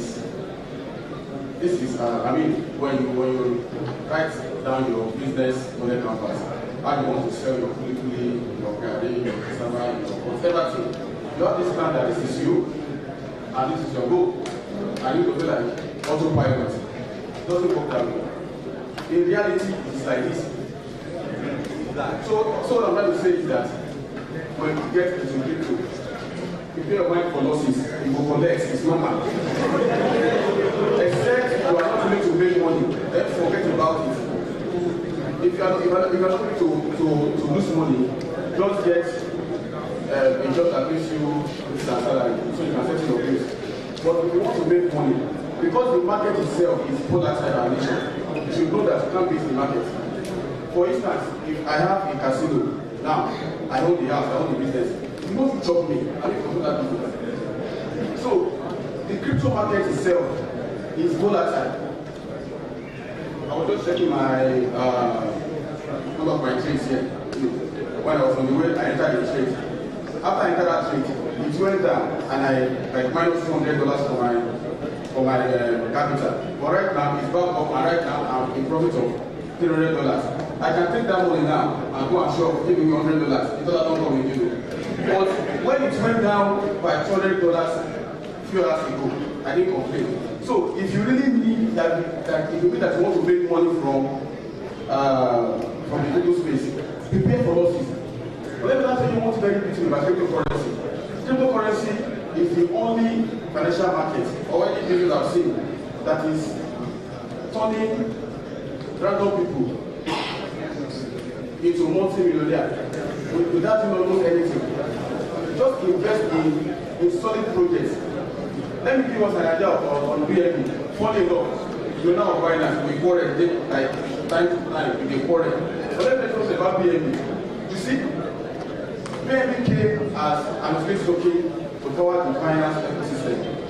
Initially, I didn't align with that, but it became more easy when if you want to list your tokens on finance, you pay BNB. Launch group, BNB. Launchpad, BNB. Whatever that's in there, BNB. Want to see you there, BNB. So the utility was very more interesting, right?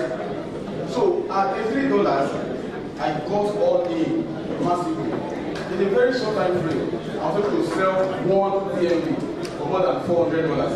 And that helped me a lot to be able to complete a particular project. Cryptocurrency will make you feel like you don't know how to invest or you are a fool when the market goes down.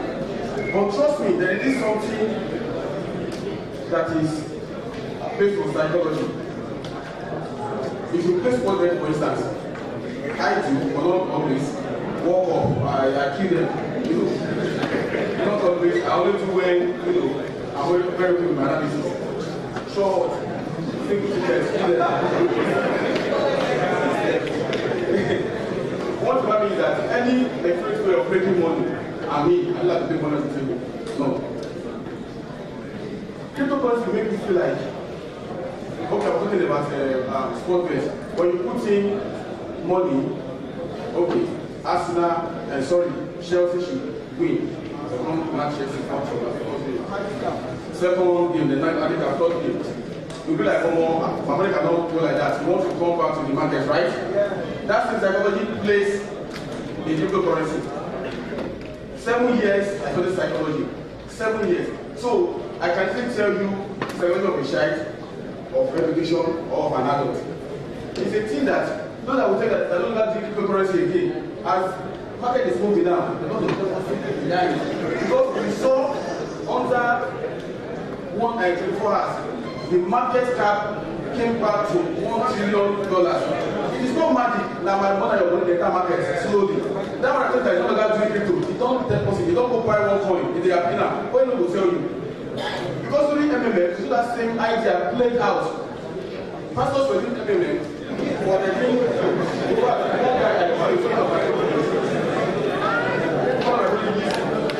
he said his pastor will always complain of not having money. Man of God, this is not fraud. Just provide them 30 days, you get 30%. But guess what? When the thing was having a big issue, we was when they opened up, brand news, never. They do that thing.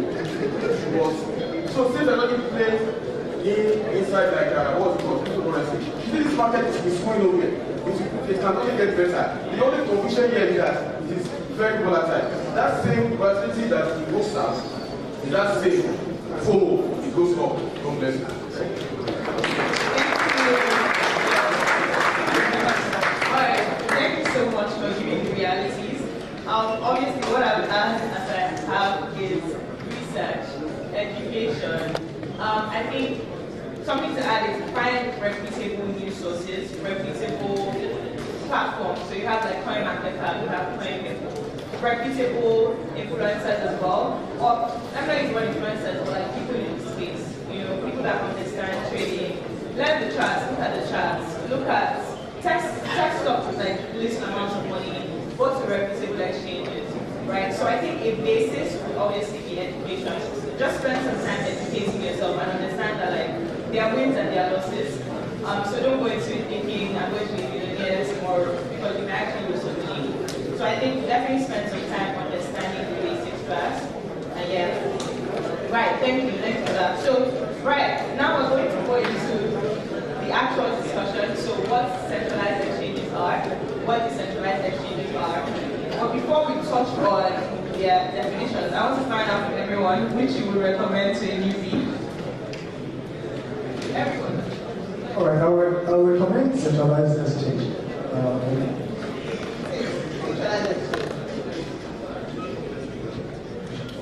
I will recommend both for different. I don't know if I can mention. Okay.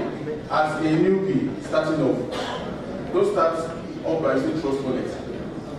Because you have this high risk of being fished. You see one day, claim 10 BNB, so that you don't pass your backdash.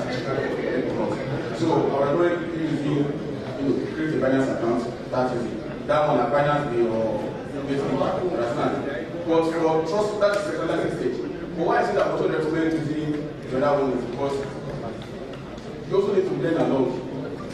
So you want to use public swap and you have to use Binance. Now you do that with what the trust wallet, your NFTs, so many, so just learn how to use both. But start off with centralized portfolio. Right. So the question was what you recommend to newbies. So I'll take that your answer is centralized, then you progress. Perfect. Okay. Obviously not financial advice. Do your research. So let's go to what the differences are. Chola for me.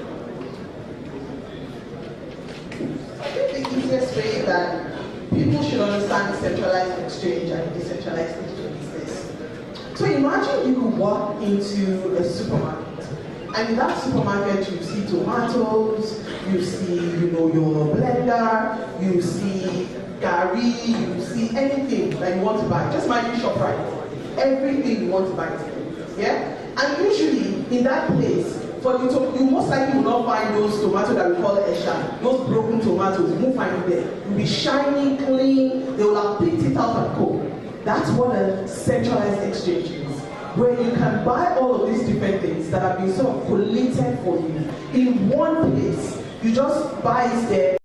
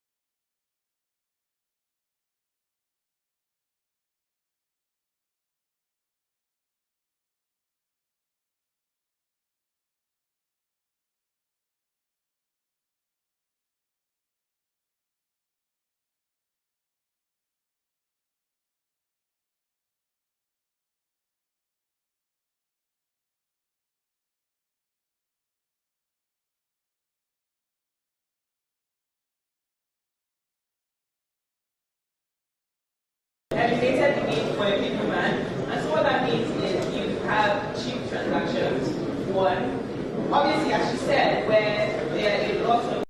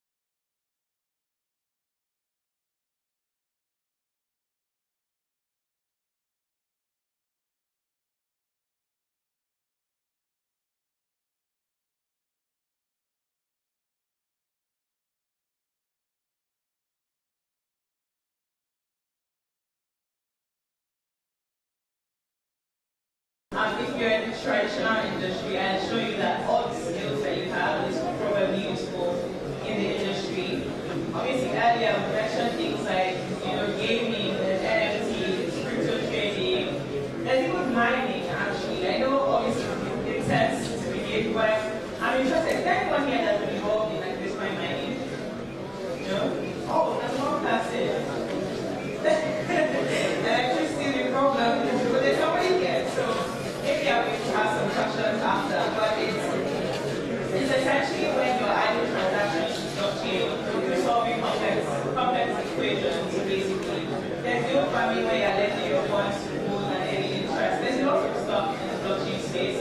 So I think just to try to open minds and do your research, obviously understand that like knowledge is hard and knowledge is wealth. But yeah, thank you so much to our speakers. Thank you so much. Give them a round of applause.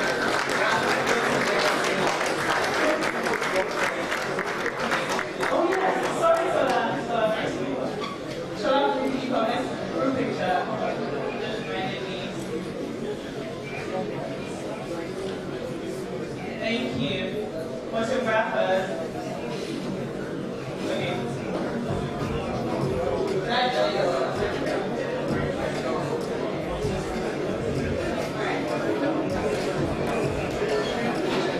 Alright, so right about now, we will be coming on stage. We have the Clubs game, which is always very interesting. So this is where we're going to be listening to the start of this presentation.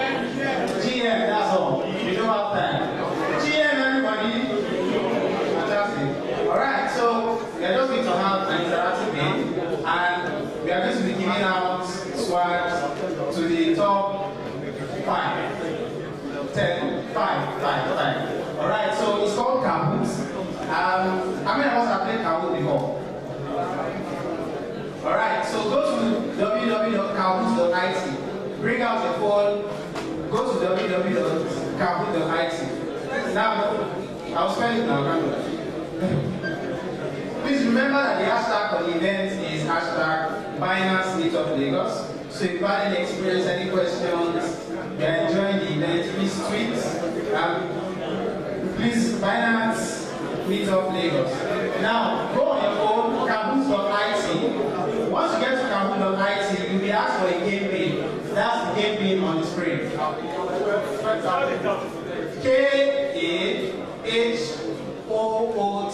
That's Kahoot. It's right there on the top, www.kahoot.it. The game pin is 521-6815. You are done along this. Alright, so we have just about 45 people right now. Can you see the screen? Can we see the screen?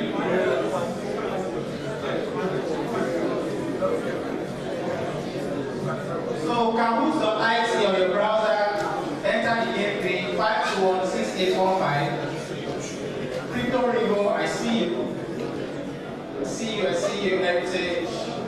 Alright. The game pin is 521-6815. I have a disclaimer right now. If you are using a particular network, I don't think you must participate in this game. No. It starts from G. Yeah. So, from experience, when people ask you the fifth question, it's when you just saw the first question. So please, you may just not want to participate. Alright, so the Kahoot has 15 questions, and the questions are going to be displayed on your phone. You select the answers with shapes. So you will see the shapes, it could be a triangle, it could be a circle. So whichever one is correct, you pick. There are certain questions that are multiple answers. So you have to pick 2 answers. Now the good thing about the game is, the key to the game is accuracy and speed. So you might get the correct answer, but not as fast. Do you understand? So again, www.kahoot.it, the game pin is 521-6815. I have 203 people. Should we wait for the globe? Should we wait for those other users? Alright. Okay. Should I log in? Is there anybody joining? Right. Player limit, sorry. So 220 people. Blue, sorry. So we are going to be starting our Kahoot. Binance Meetup Lagos Kahoot, and we start right now. The first question, what is today's hashtag? Binance Lagos Meetup, Binance in Lagos, Binance Meetup Lagos, Binance in Nigeria. What is the hashtag for this event? You don't have the answer? So the answer is Binance Meetup Lagos. See, some people still fail it. I've been screaming it. I've been screaming this all day. Look at you. Alright. So yes, we have the leaderboard. Who's Friso? Alright. It's just the beginning, guys. Don't worry. We have our opportunity. Should I get the next question? You may want to be quiet. Next question. What year was Binance founded?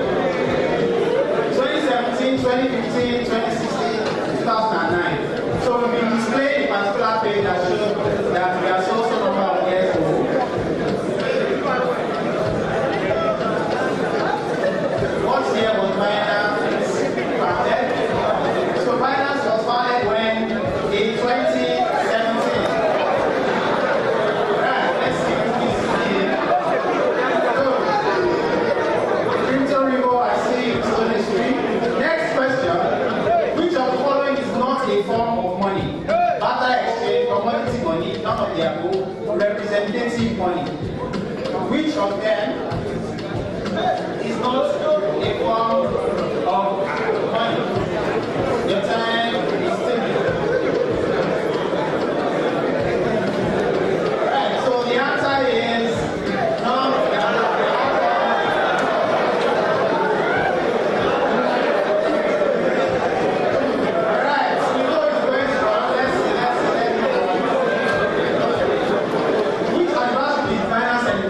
Last year.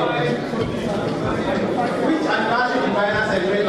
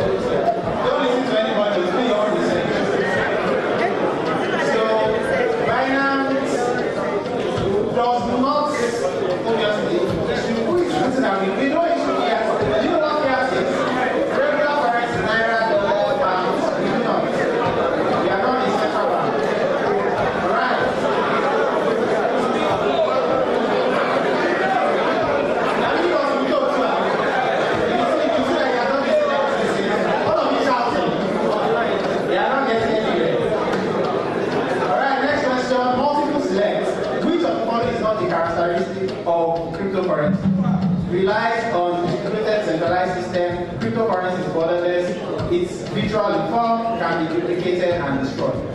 Which is not a characteristic. Is not. Please, is not. Simple German origin. This one, seven for Transak. Yeah. This one is just between. Let's say that's between. Alright, so two things. It does not rely on distributed centralized system, rather decentralized, and crypto cannot be duplicated and destroyed. So let's see. Smito, I told you Smito is not going from next question.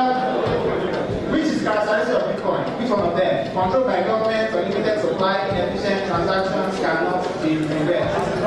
Which is a characteristic of Bitcoin? Sit down, the quickly answer. Alright. Which is the characteristic? Is that the transactions cannot be reversed. We mentioned that.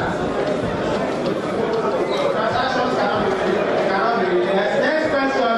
Which of these statements describe a blockchain? A chain link blocks of transactions, a distributed centralized database, special type of ledger on Excel, a form of decentralized cryptocurrency. Is it a chain of net blocks of transactions like you mentioned, or a form of decentralized cryptocurrency? The answer is that it's a chain of net blocks. If you feel like I'm explaining it, alright, same set of people, multiple slides again. Which of these documents can you use in KYC verification in Nigeria? BVN, NIN, International Passport, Work ID. Which one of them can you use to do your KYC in Nigeria on the Binance platform? Which of the following? If you choose one answer, you are wrong. So you can use your BVN, you can use your NIN, you can use your International Passport, you can use your KYC.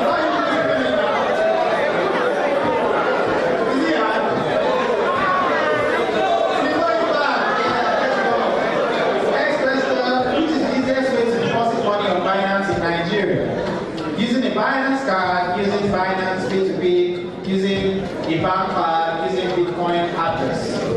Which is the easiest way? I think you should have included cash links because cash links is also easy. But there's one here that is easy. The answer is Binance Pay. Alright.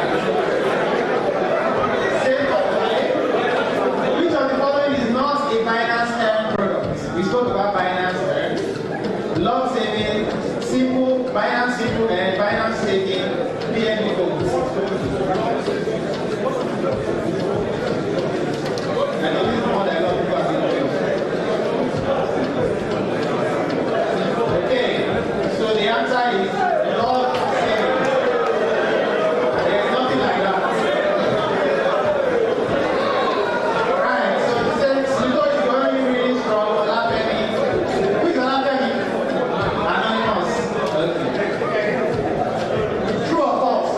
Is the Binance Ninja program a paid program?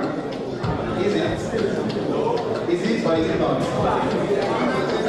Don't listen to anybody, do your research and answer your question. The Binance Ninja program is an exciting program. It's a volunteer program, so it's not paid. Who are saying this? Who is going to pay? All the Binance Ninjas in the house, are you in? I'm representing you there, Binance Angels. Yeah, the Binance Angels.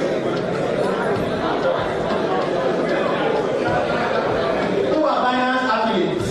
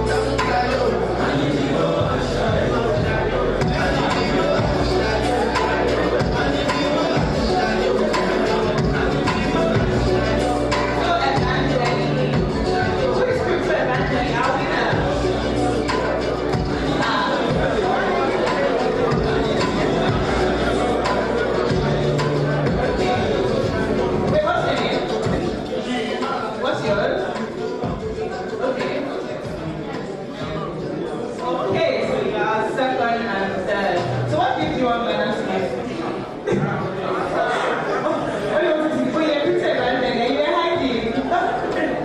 Well done. What gives you one Binance Pay in your commission? What gives you? If I just give you one, what gives you one? Your blessing, what gives you?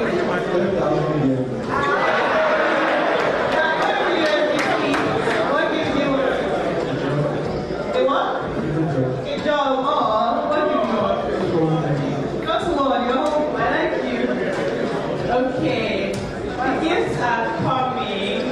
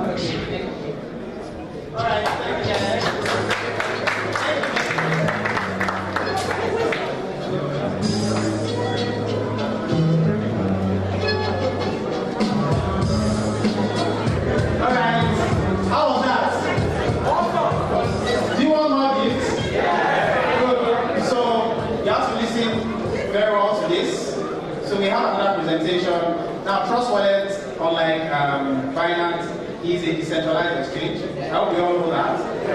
Yeah, so we have someone that's going to speak just 10 minutes on Trust Wallet, but he's going to be speaking, there's going to be a lot of facts. Then we'll have another account to give out swag, but Trust Wallet swag.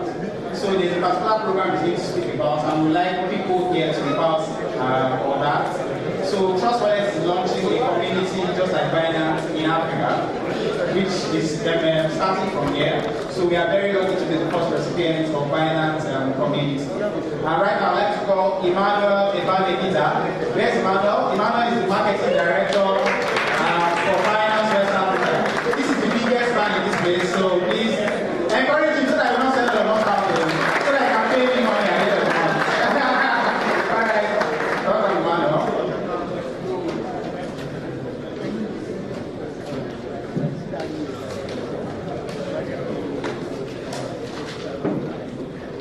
Hi guys, good afternoon. I sound weird with the microphone.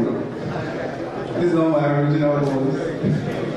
Alright, my name is Emmanuel Valenta. Please you guys give a round of applause to everyone. Alright, great. This is one of the many things that we're going to be doing this year in terms of reaching out to the community, getting feedback from the community, and also seeing how we can improve our products and services. And also we'll have a team member here. Chibuzo. Where's Chibuzo? That's Chibuzo there. Chibuzo is in charge of stuff like verifying your account, product in Binance. He's ready to get your feedback if you want to complain about any particular thing on Binance. You guys should look at him and follow him after this presentation. Alright, I'm going to be speaking briefly about Trust Wallet. Trust Wallet was founded in 2017 and Binance acquired Trust Wallet in 2018. And before I continue, if you have Trust Wallet on your phone, please raise up your hand. Wow. Wow. So what is this is more like buttressing the points that the panel session we just had within sex versus DEX. That means a lot of people are moving towards the DEX side. And Trust Wallet is just one platform that will help you guys know more. I would like to, those of you that raise up your hand, I would like you to tell me what you know about Trust Wallet and how it's helping you. Please raise up your hands, nice.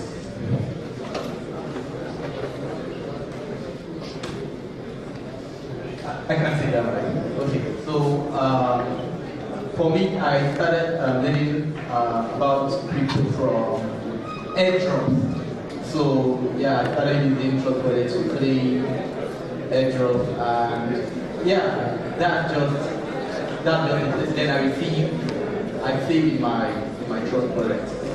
Yeah, thank you. Wow, please give a round of applause to him.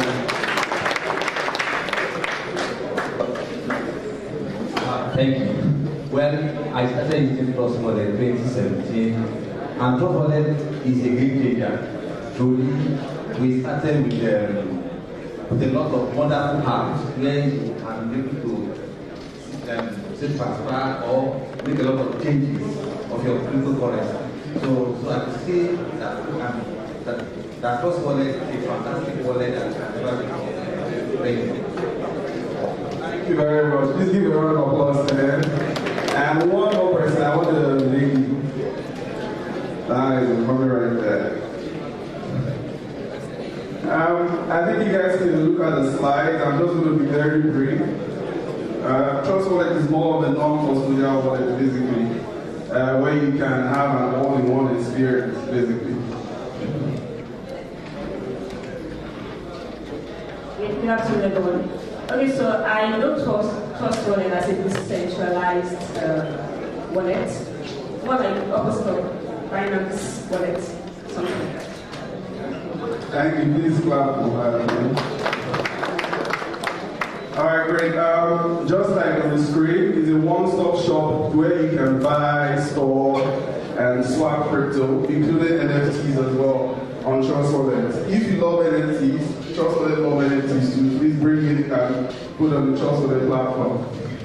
And so far, the Trust Wallet team has developed the Trust Wallet app, and so far it has 60 million downloads, 10 million monthly active users, 60 plus blockchain, and 9 million plus assets. Before I go forward, does anybody have any question about what I'm doing here on Trust Wallet? If you have any question on Trust Wallet, I want this to be more interactive than just showing the slide. Yeah, Trust Wallet is cool, but the major issue I have with Trust Wallet is hacking. When people are already doing their YouTube pep talks about crypto, they always tell me, oh, you want to do an airdrop, everything. They have to tell us about another exchange that go to Trust Wallet. Now, when you download this the system that they use, somehow, they get to get your money inside the Trust Wallet and hack it out. Alright, I think, I'm sure, if you've ever been hacked to Trust Wallet, please, can you raise your hand up? Alright, great. I think it's more of education, alright, which is what the Trust Wallet team wants to do this year in terms of building the local community, onboarding some sort of like a Binance Angel program, but it's called Trust Board, which I think most of you will be interested in joining after this. If you pull out your seed phrases out, to people like that. They only get access to your wallet.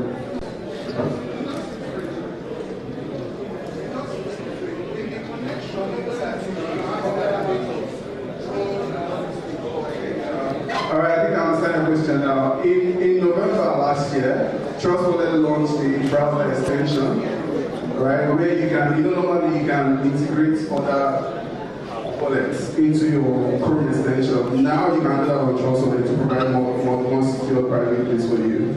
Do you understand? But in terms of security, I think the only way people can actually get access to your Trust Wallet is when you lose your seed phrases. You store your seed phrases in notepads or you put it online. But if you write it down with a notebook, nobody can ever access that.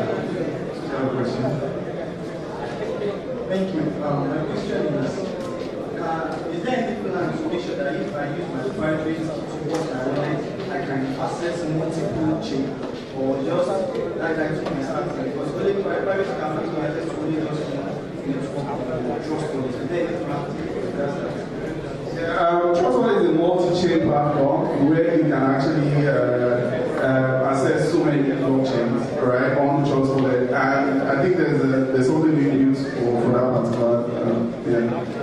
All right, going forward, 70 plus blockchain are already on the Trust Wallet. There is a multi-chain app, and you can see them here, where you can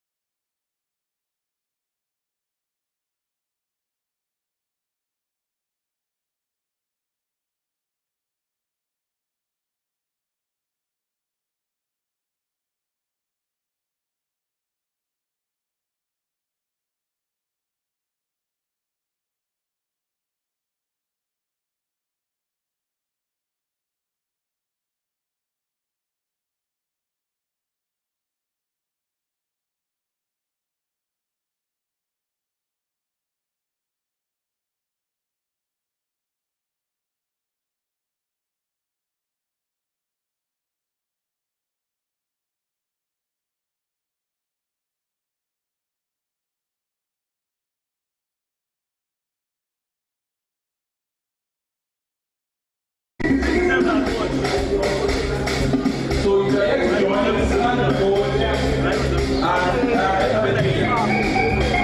Alright.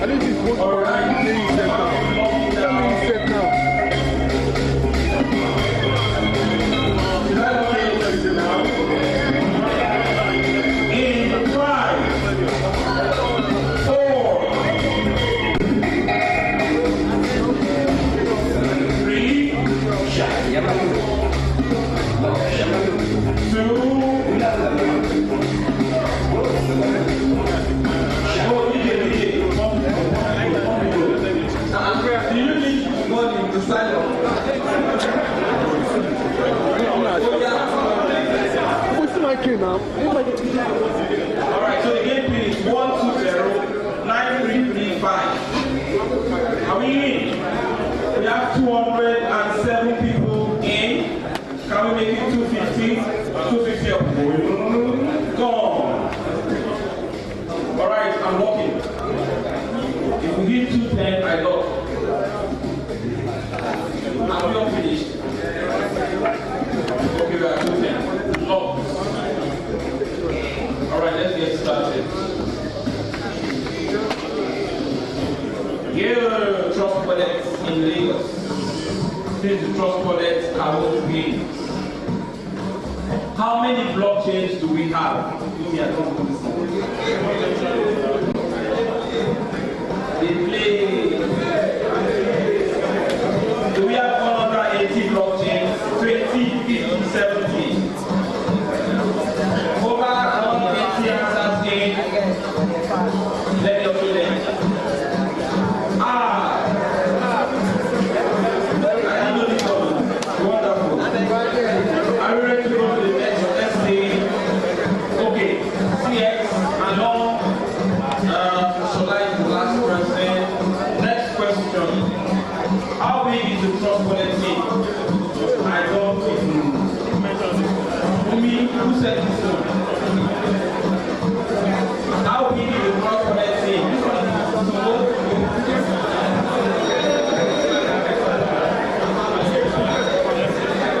Are you ready? Okay. The correct answer is 52. Anon, you are up. Third question. What year was Trust Wallet founded? Very simple, very simple. Even though I don't know. Trust Wallet was founded in the year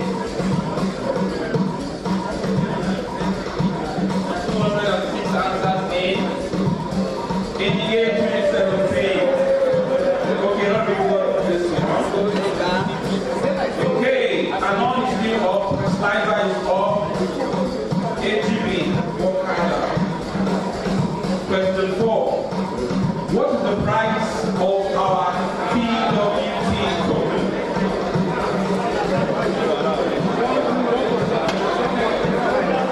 Is it a stable coin?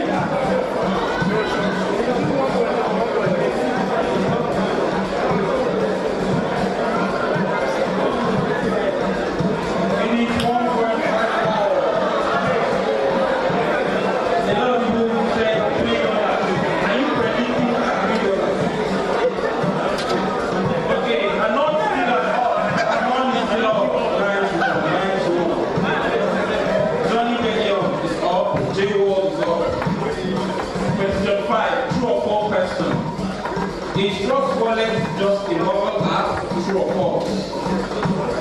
If true, type true. If false, type false. If you don't know, wait for the next question. Is Trust Wallet just a mobile app? No, it's not just a mobile app. It's another one you can do or Trust Wallet. There are exits actually of Trust Wallet as well. Okay, Anon plus 6. CX is black.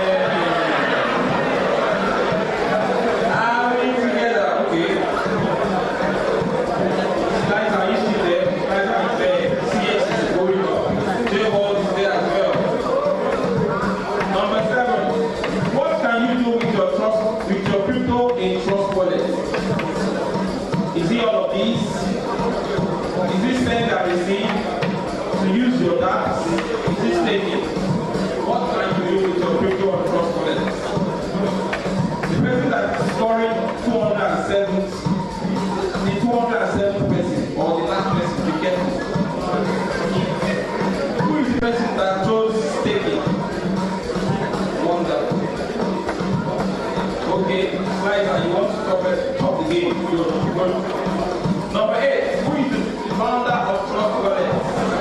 I know this one. Should I tell you? Should I tell you? Follow me.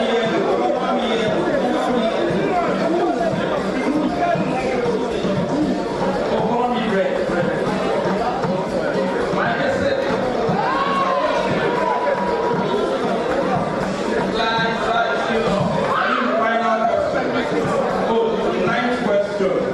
Who owns Trust Wallet?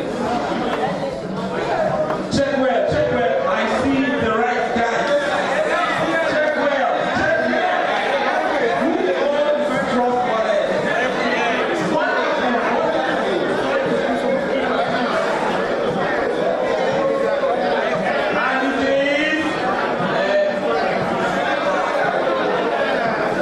Alright, last question. Last question to determine the winner and the top 5 for this segment. Are we ready? What is the multiple chain wallet? What is the best multiple chain wallet? Wonderful.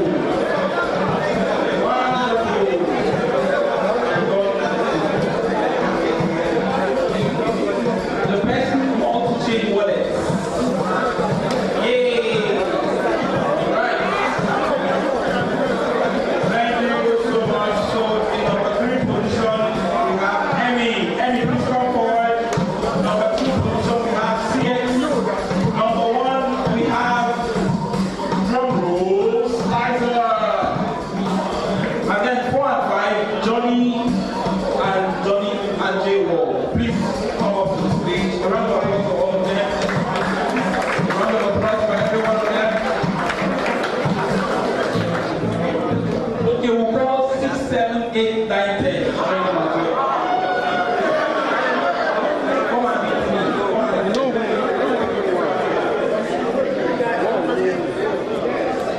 So, guys, come up. Identify yourself. Who are you? Johnny Wall.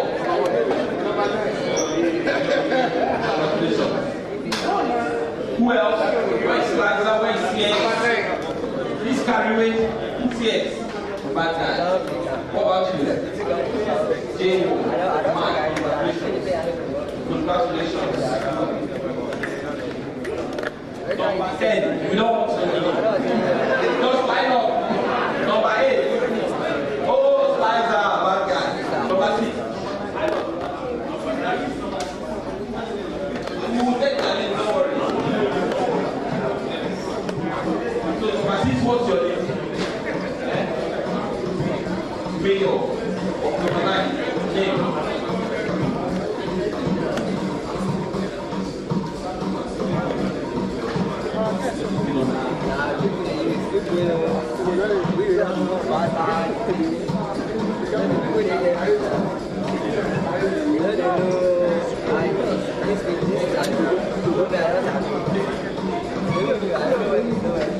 Emmanuel, please come and assist us. The Trust Wallet representative, community marketing manager at Binance. Emmanuel, are you there? Please come. A round of applause for Emmanuel. Emmanuel drives marketing across Binance, West Africa.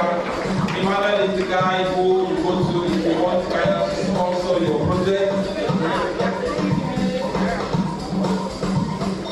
Yes. If you are the owner of this, please you need to repark. Honda CRV, plate number AKD 86BR. Please try and repark. Yeah. Plate number SNK 297HP Camry. Ash cover. Please repark as well. Yeah. A round of applause for them, for all of our winners. Take a picture with them. Take a picture with them. Guys, just show off your Binance, your Trust Wallet swag. Cutting Trust Wallet team. Thank you.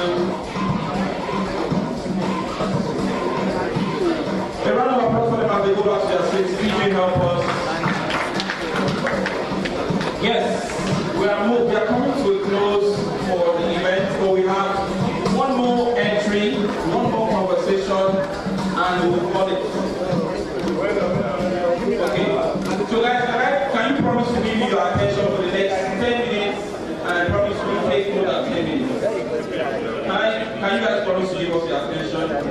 Yes or no? Yes or no? If you say no, open your Binance Pay. Open your account to send something out. Open your wallet now. Let me scan and send you money. Oh, yeah. So if you stay put, we'll still give out a lot of giveaways. We have members. We have somebody from the Cashmake team that is going to speak to us specifically on the Cashmake product. I told you we were going to have a session with that, where you will see and you examine how, in fact, you get to know somebody you can relate to directly when it comes to Cashmake, right?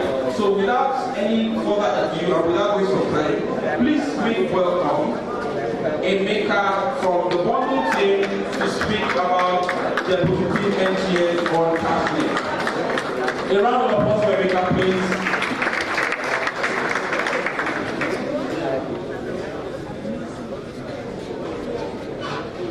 All right, good afternoon, everybody. I'm really happy to be here. I hope you are too. So before we really get going, I'd like us to scan the code. How many of us have used Cashmake before? Can I just see your hand? Have you used Cashmake before? Okay, all right. How many of us have not heard of Cashmake or used Cashmake? All right, so walk us through the process of how you can deposit and withdraw Cashmake. And then I'll put a little bit on why Cashmake really exists, you know. But you can scan this code and then try and do a minimum deposit of 5,000 naira Cashmake. The first 20 people to do that will get our swag boxes, you know, before you. So you can do that before when you get to it. The first 20 people to scan the minimum of 5,000 naira Cashmake. So if you've done that, fill the form and then leave it behind after this segment. So I'll give us 60 seconds to start.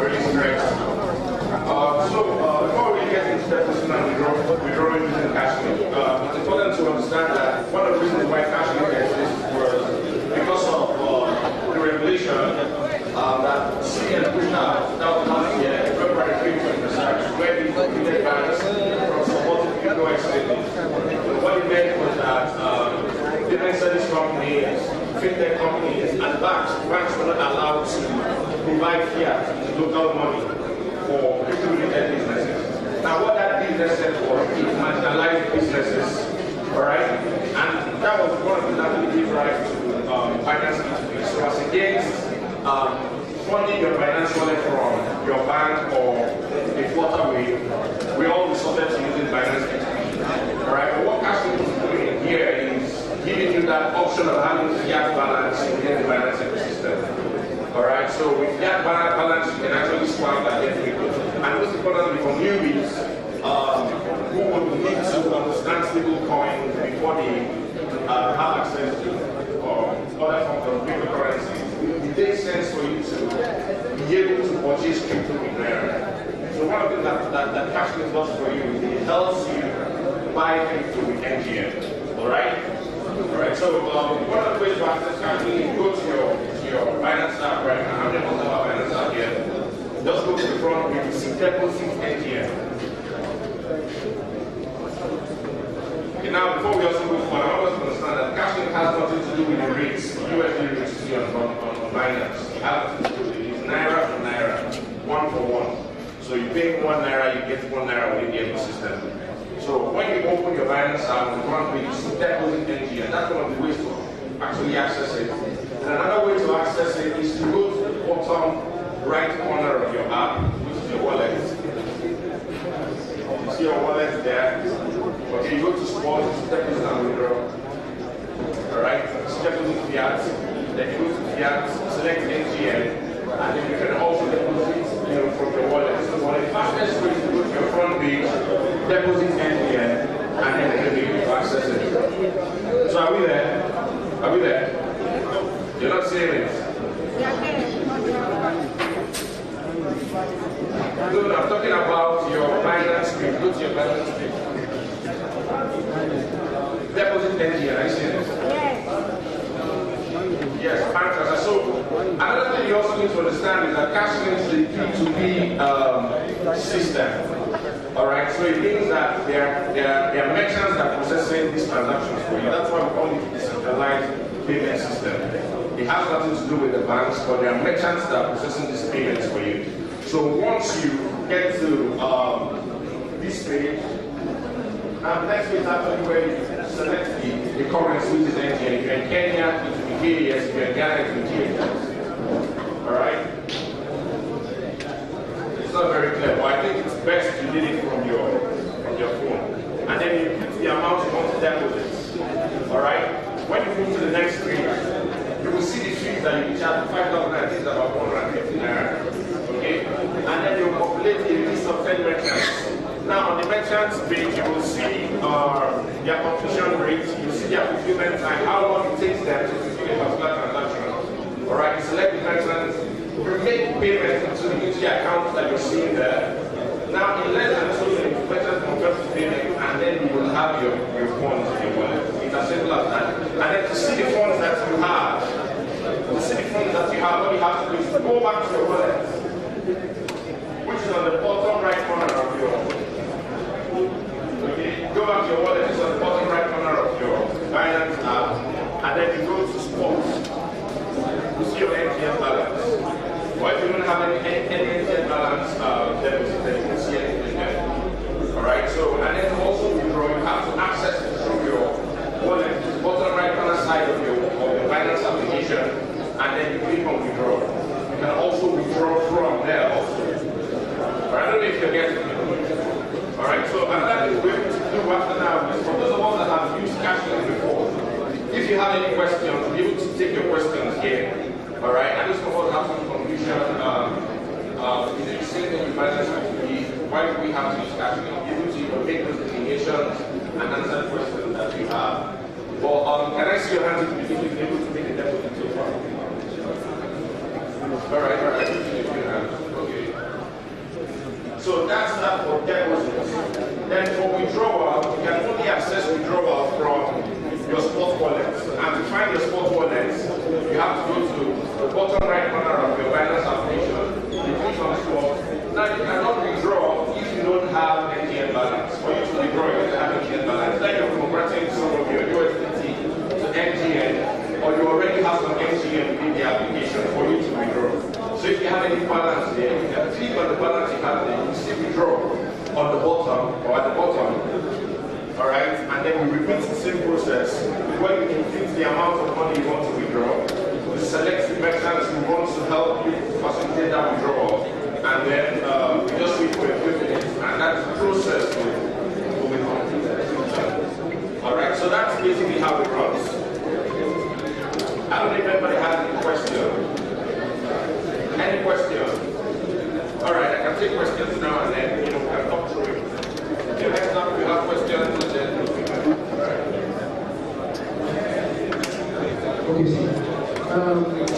are you saying we can use cash link cash link can stand in place of the normal Binance P2P? Okay. Yeah, so you can actually use cash link.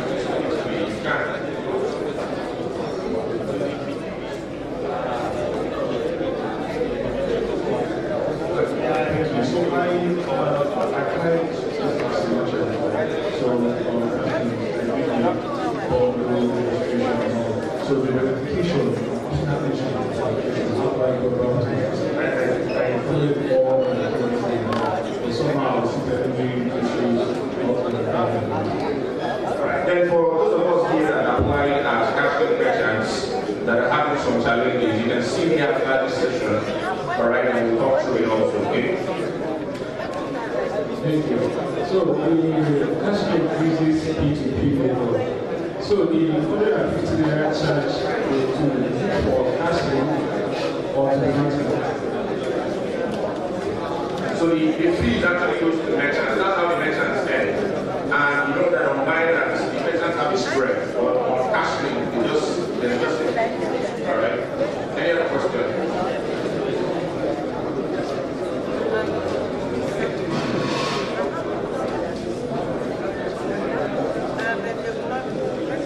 Just to show you introduction now, I had a talk to so I'm not part of the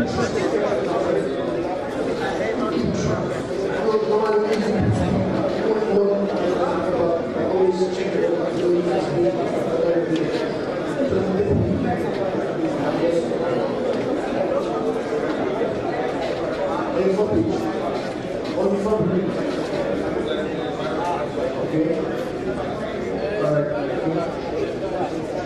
Alright, we'll take two more questions. Two more questions and then that'll be it.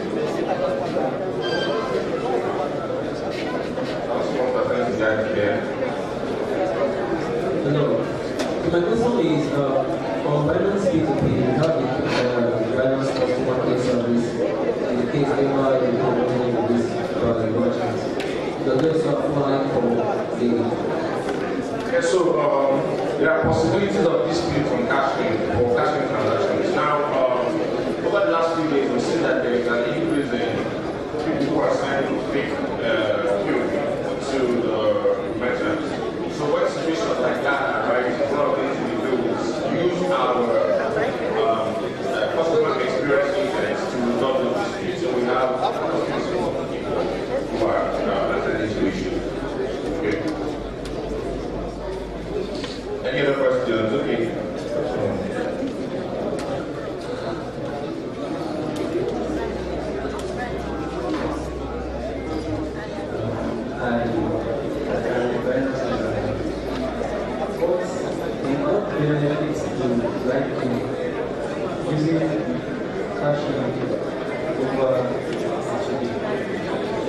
It's a very good question. Now, they're not the same.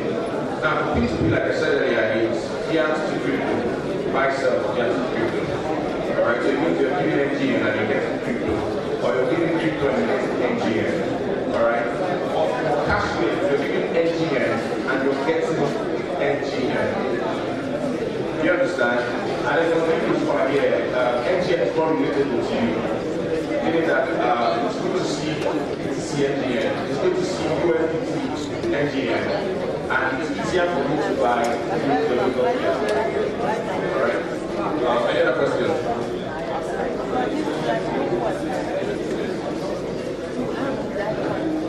Is there a way for Binance to work on the cashlink fees? It's too much, 150 for each transaction. Alright, that's a feedback we'll take, alright? We'll take that feedback.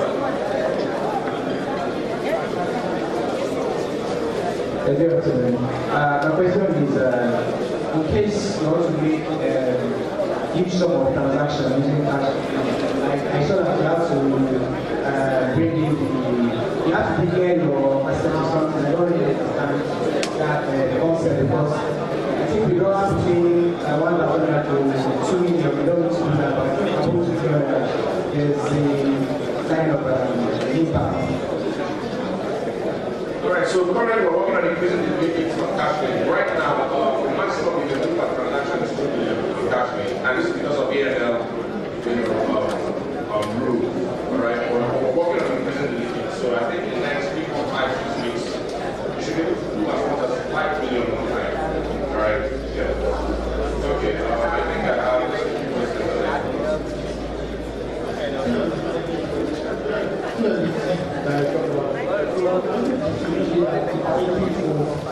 Like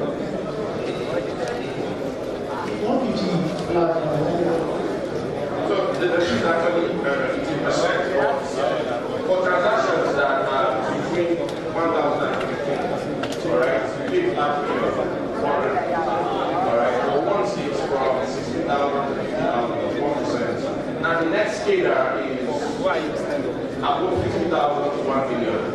The fees there for deposits is 0 something, which is low. Or withdrawal is 0.7. Alright? And then for deposits also, the last KDA, which is 1 million to 5 million, the fees there is 0.05 for deposits and 0.6 overall. So it's actually percentage. Right? So I think that would be all. But I want to know how many of us were able to initiate the deposits. Are we up to 20?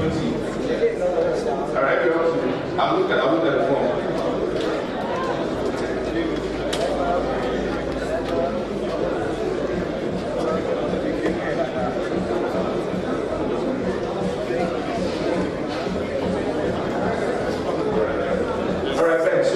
I'd like us to look at the back end to know those who have filled the form and then we can go. Then, like I said, those who apply to the merchants, you can see me after now, and then we can talk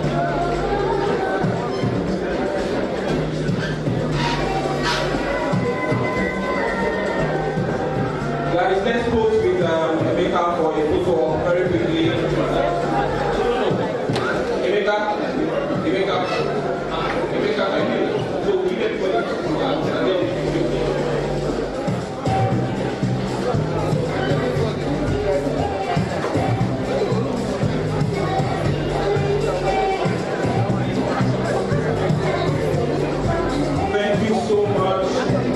Now, interestingly, I think this one will not go around or actually. So please, as much as you can get, whatever you can get,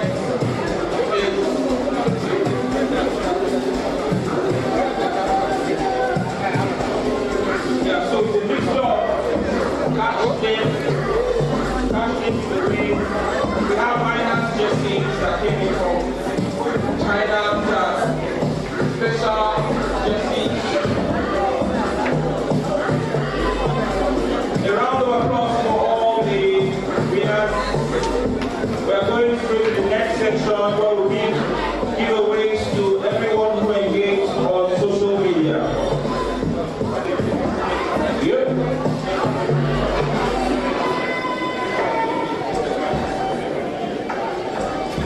Are we good? No. This one. You get the words out. Okay, the makeup is take a picture of them and then you can let them go.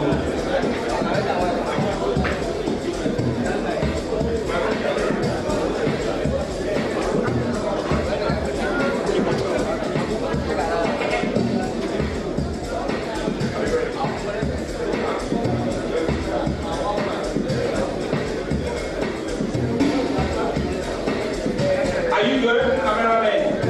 Take pictures. Please put a smile on your face, like someone that has been instead of casting. Thank you. Right.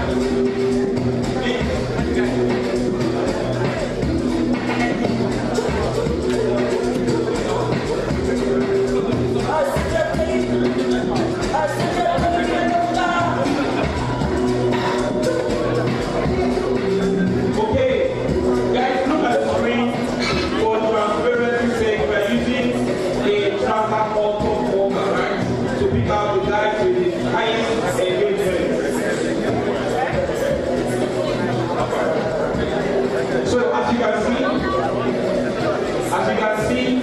Binance is the topmost winner, so quickly. Okay, all right. So let's go to our users. See Emmanuel, see so every pro. You see Tomiwa is an influencer, Binance Nigeria. You see Sam Prince Samo. Prince Samo is our first winner. Please come forward. How many? Prince Samo has 25 messages. 11 retweets, 14 likes.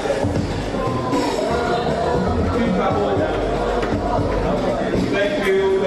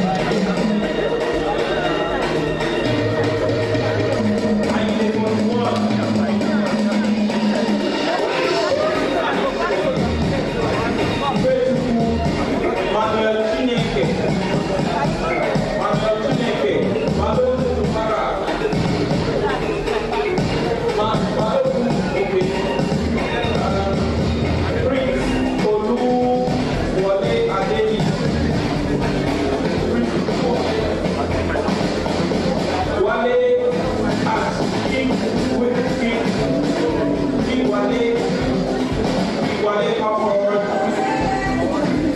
Eke Emeka, come forward. As Omanele, come forward.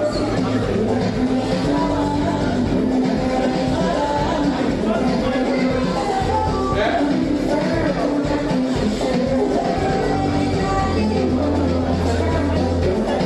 Thank you so much, guys. These are the top guys I'm trying to talk about now. Thank you so much for participating.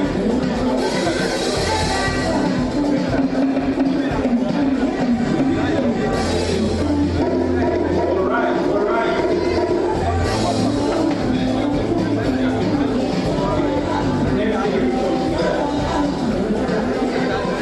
Thank you so much. The end of the meetup. But it's not the end.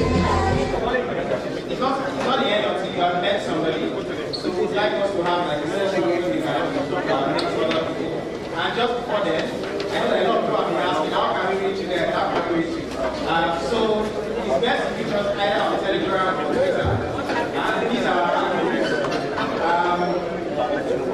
So join the Binance Telegram. For more information about all the things that we're talking about, Binance Academy is important, yes, but you may need to join the community. And Binance Nigeria is a very good community for you to join.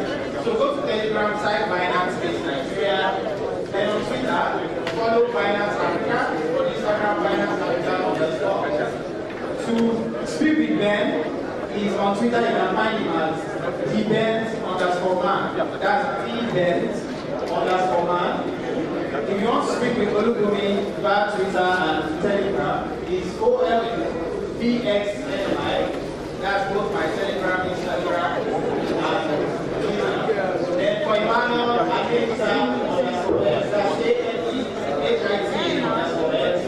Then Children, the amazing Children question. Yes, so it's nice to connect with that. She's engaged, so please don't try anything. Are you engaged? No, it's just the same, so try anything. Alright, so CHWIPBEN, that's what she's there. I would like to thank everybody that was able to wait till the end to attend.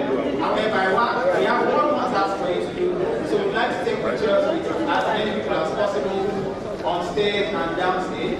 So I don't know if it's something that you can do for us. We'd like you guys to come forward. I think we still have like Binance. There's something on Binance to go around so you can have the handband. And that's what you can